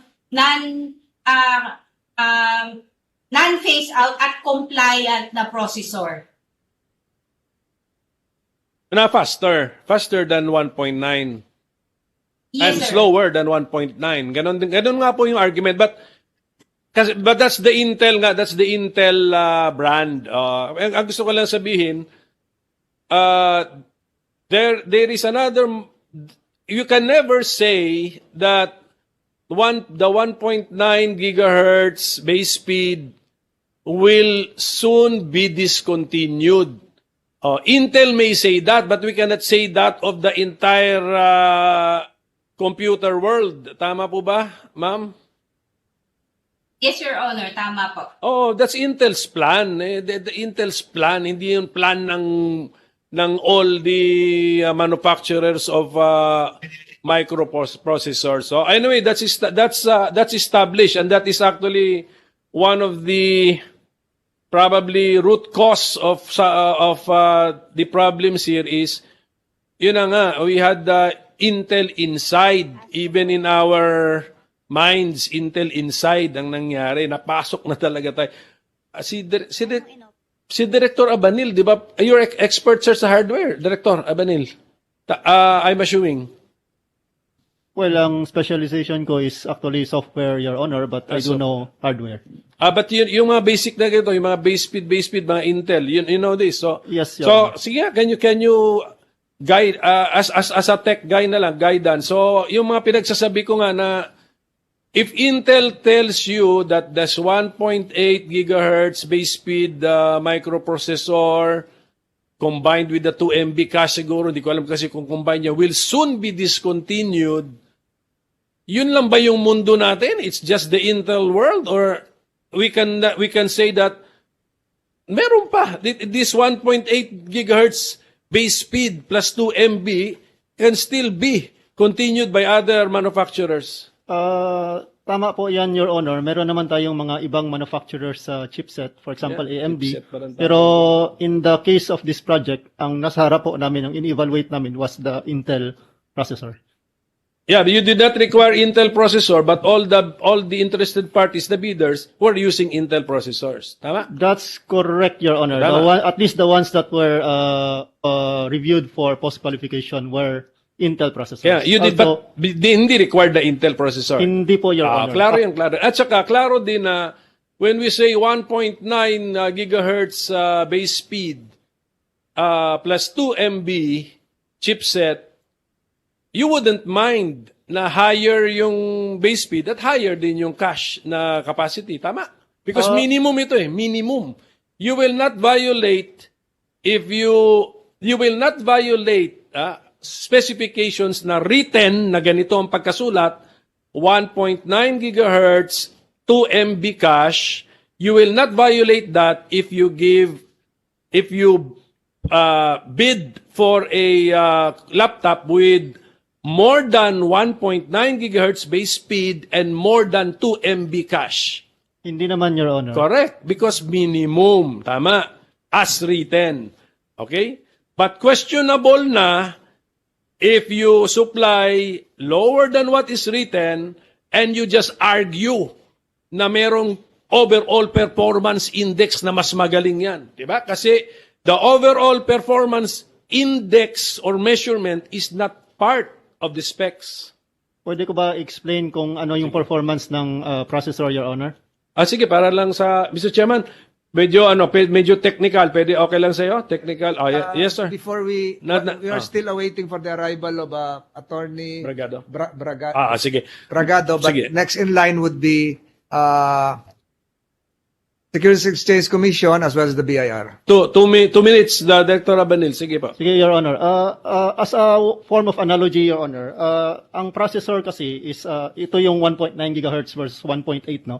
Similar yan sa, for example, ako isang tao, may mga papel ako dito sa harap. Ang processor speed is gaano ako kabilis magkuha ng mga papel.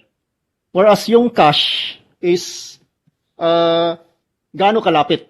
For example, nandito yung papel sa harap ko, kung hindi naka-cache, nasa kabilang room.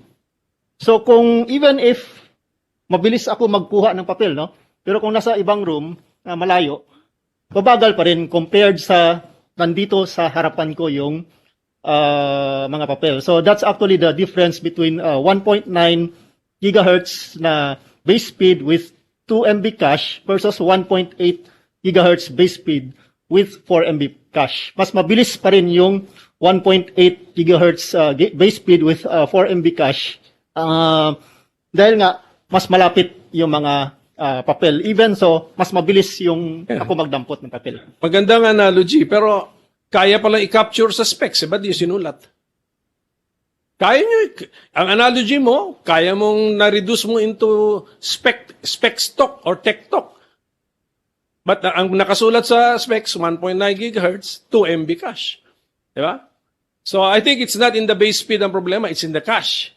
1.9 gigahertz, 4 MB cache, would be better than 1.8 gigahertz 4 MB cache. Correct or not correct? Sorry, Your Honor.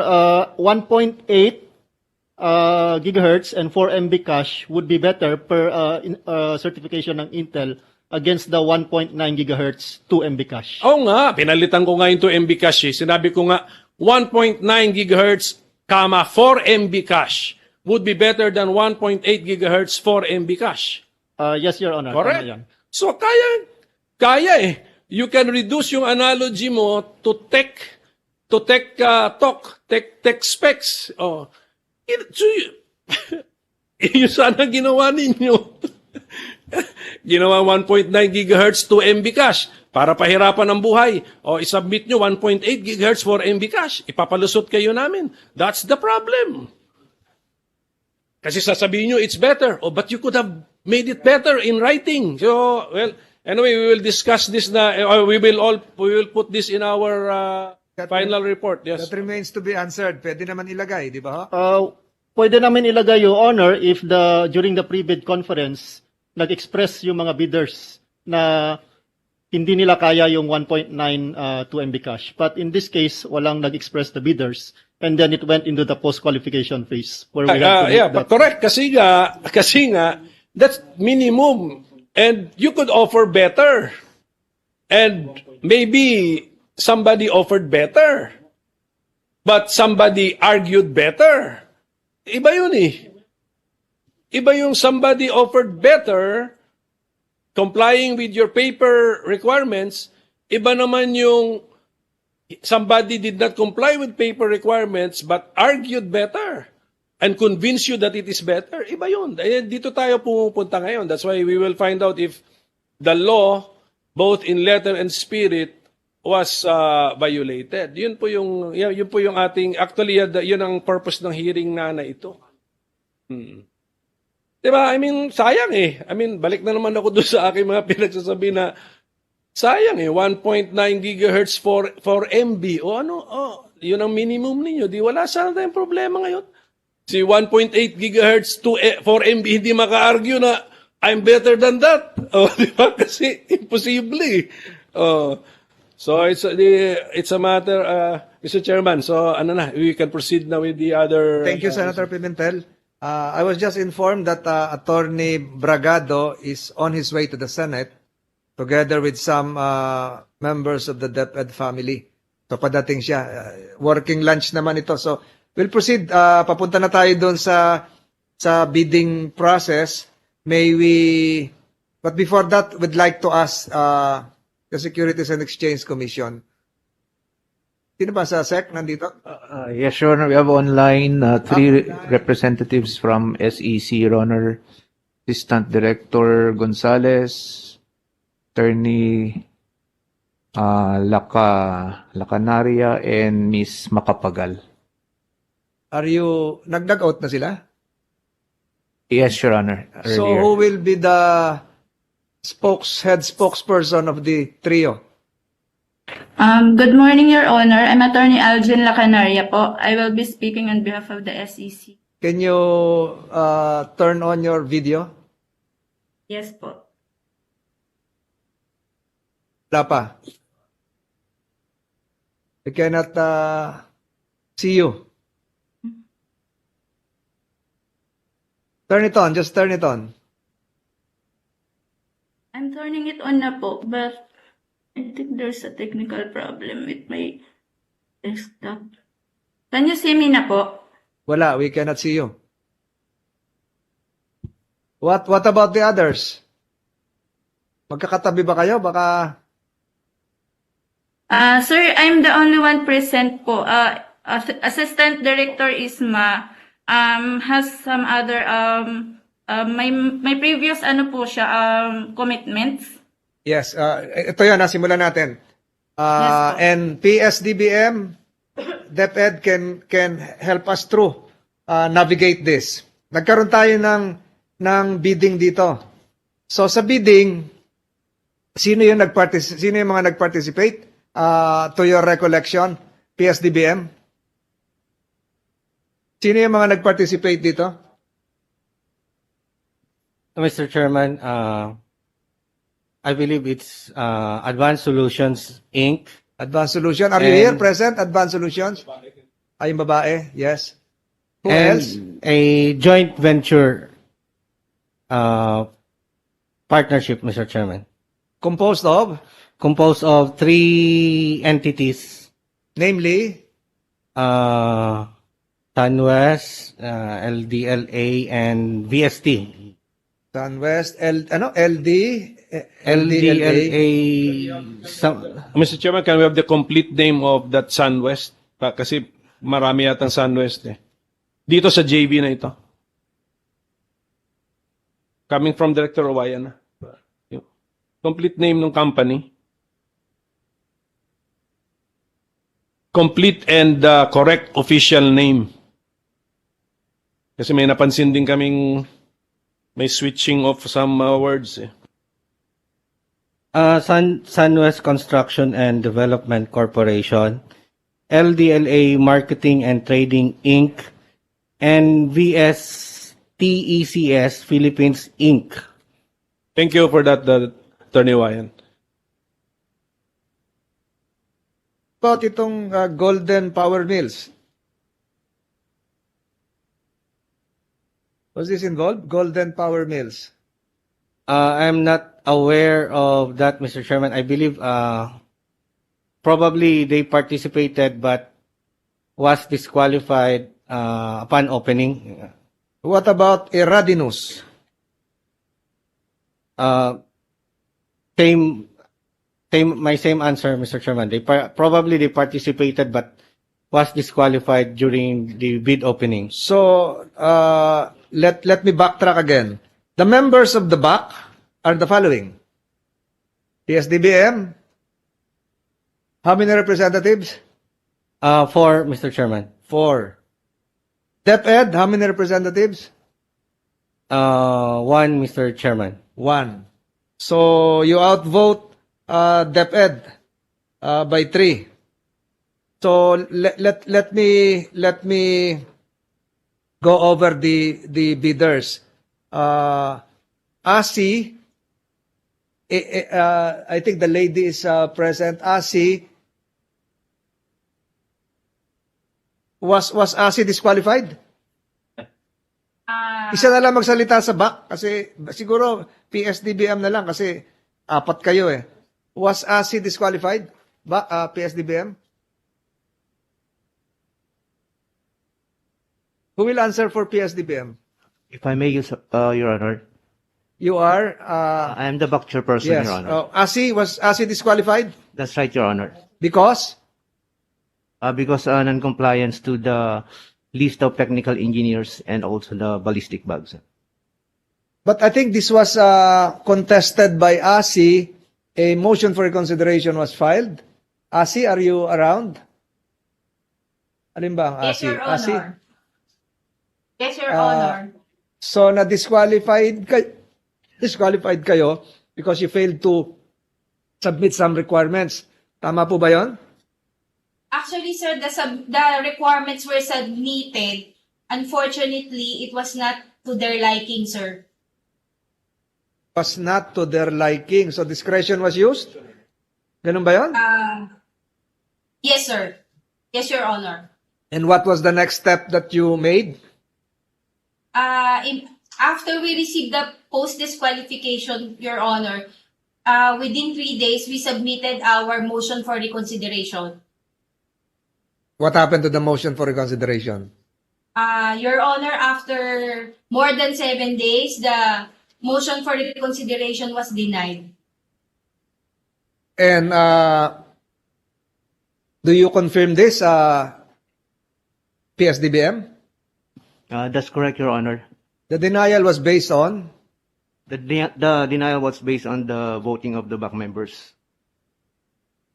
So you outvoted. Was there any member of the back that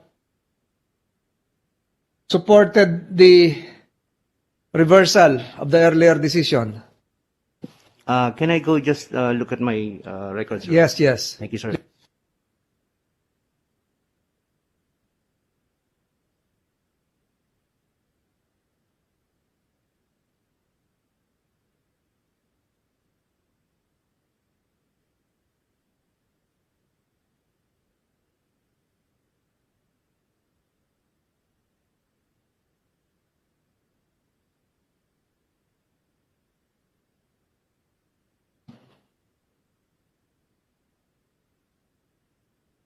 So anong naging score dyan? Okay, sir. For the first round, Your Honor. So ang kanyang for the first round, sir, the back members voted not acceptable. Score of? This is no longer confidential. Three not 5-0? acceptable and 1 acceptable. 3-1. Yes, sir. 1 abstained. That's right, sir. So 1 in favor of ASI, 3 against, and 1 abstain. And the major grounds given by the majority was that? Not to accept the request for reconsideration of ASI. Because of? Because the ASI was not able to provide, sir, yung mga requirements. ASI, you were not able to provide the requirements? Actually, Twice. sir, there was a submission, sir.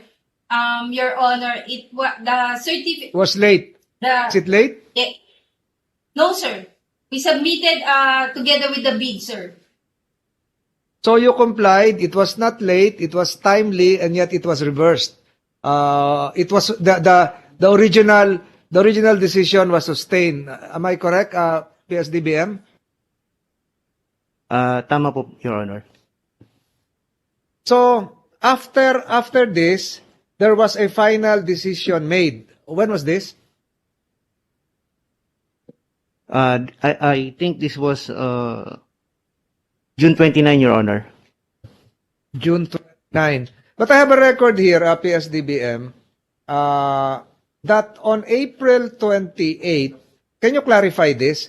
On April 28, you added additional requirements, and this was discussed during the last hearing, namely, that it must have a single agent for antivirus, data loss prevention, application control, web security, peripheral control connectivity, flip down RJ45, whatever that means, LAN port, and security wedge shape chassis, security lock shut, which was not part of the original specification requirements. So, was this not complied with by ASI?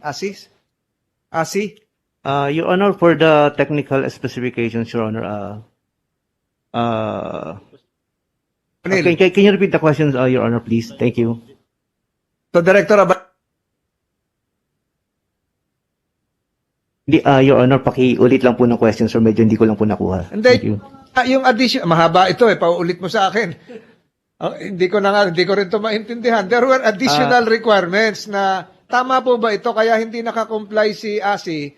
Ang daming additional requirements na dinagdag. Ito nga, among them, antivirus, data loss prevention, etc., etc. Tama po, Your Honor, kung sa mga requirements po, hindi po niya na-comply yung iba po doon. So, nagdagdag kayo ng bagong requirements, hindi siya nakakomply. ASI, are you still there? ASI? Ito bang mga binanggit kong requirements na comply nyo? Yes, Your Honor. PSDBM, na-comply daw naman eh. PSDBM.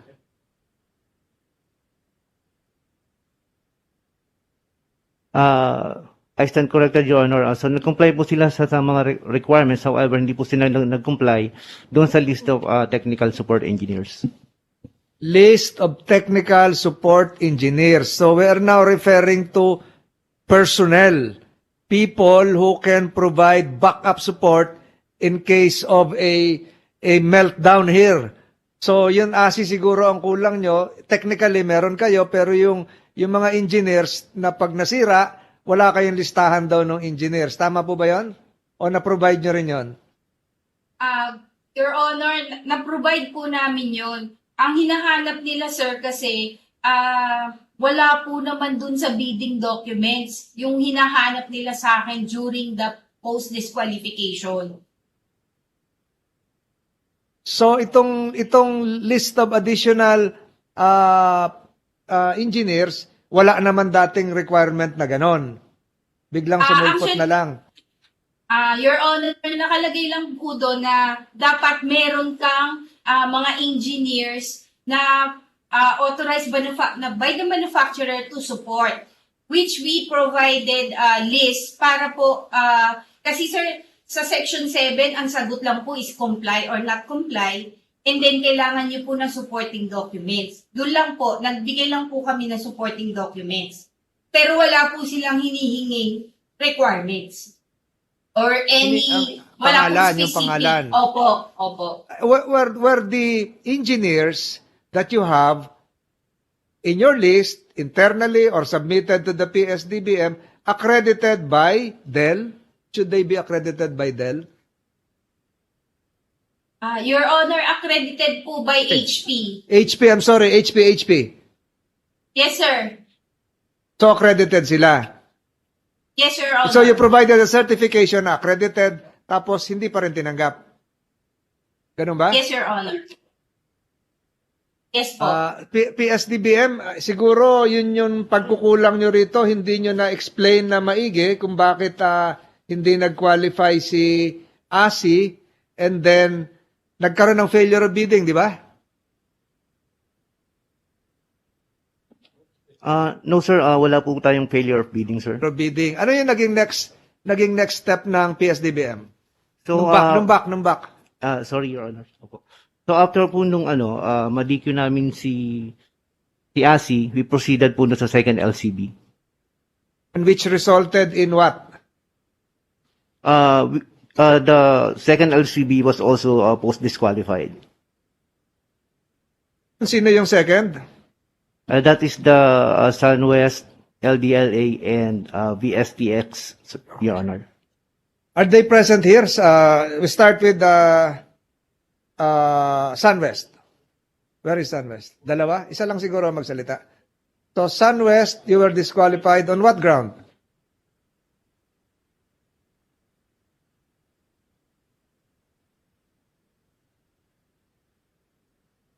Can you come closer to the microphone? Isa lang kasi yung microphone nyo. Dalawa yung microphone nyo. Bakit pinag-isa? Magandang umaga po sa inyo lahat. Yes. I am Adarma Anshi di Alcazar, the president. Pasensya na po, hindi rin marinig. Wala po yata. Hindi, meron. Naka-red na. Okay.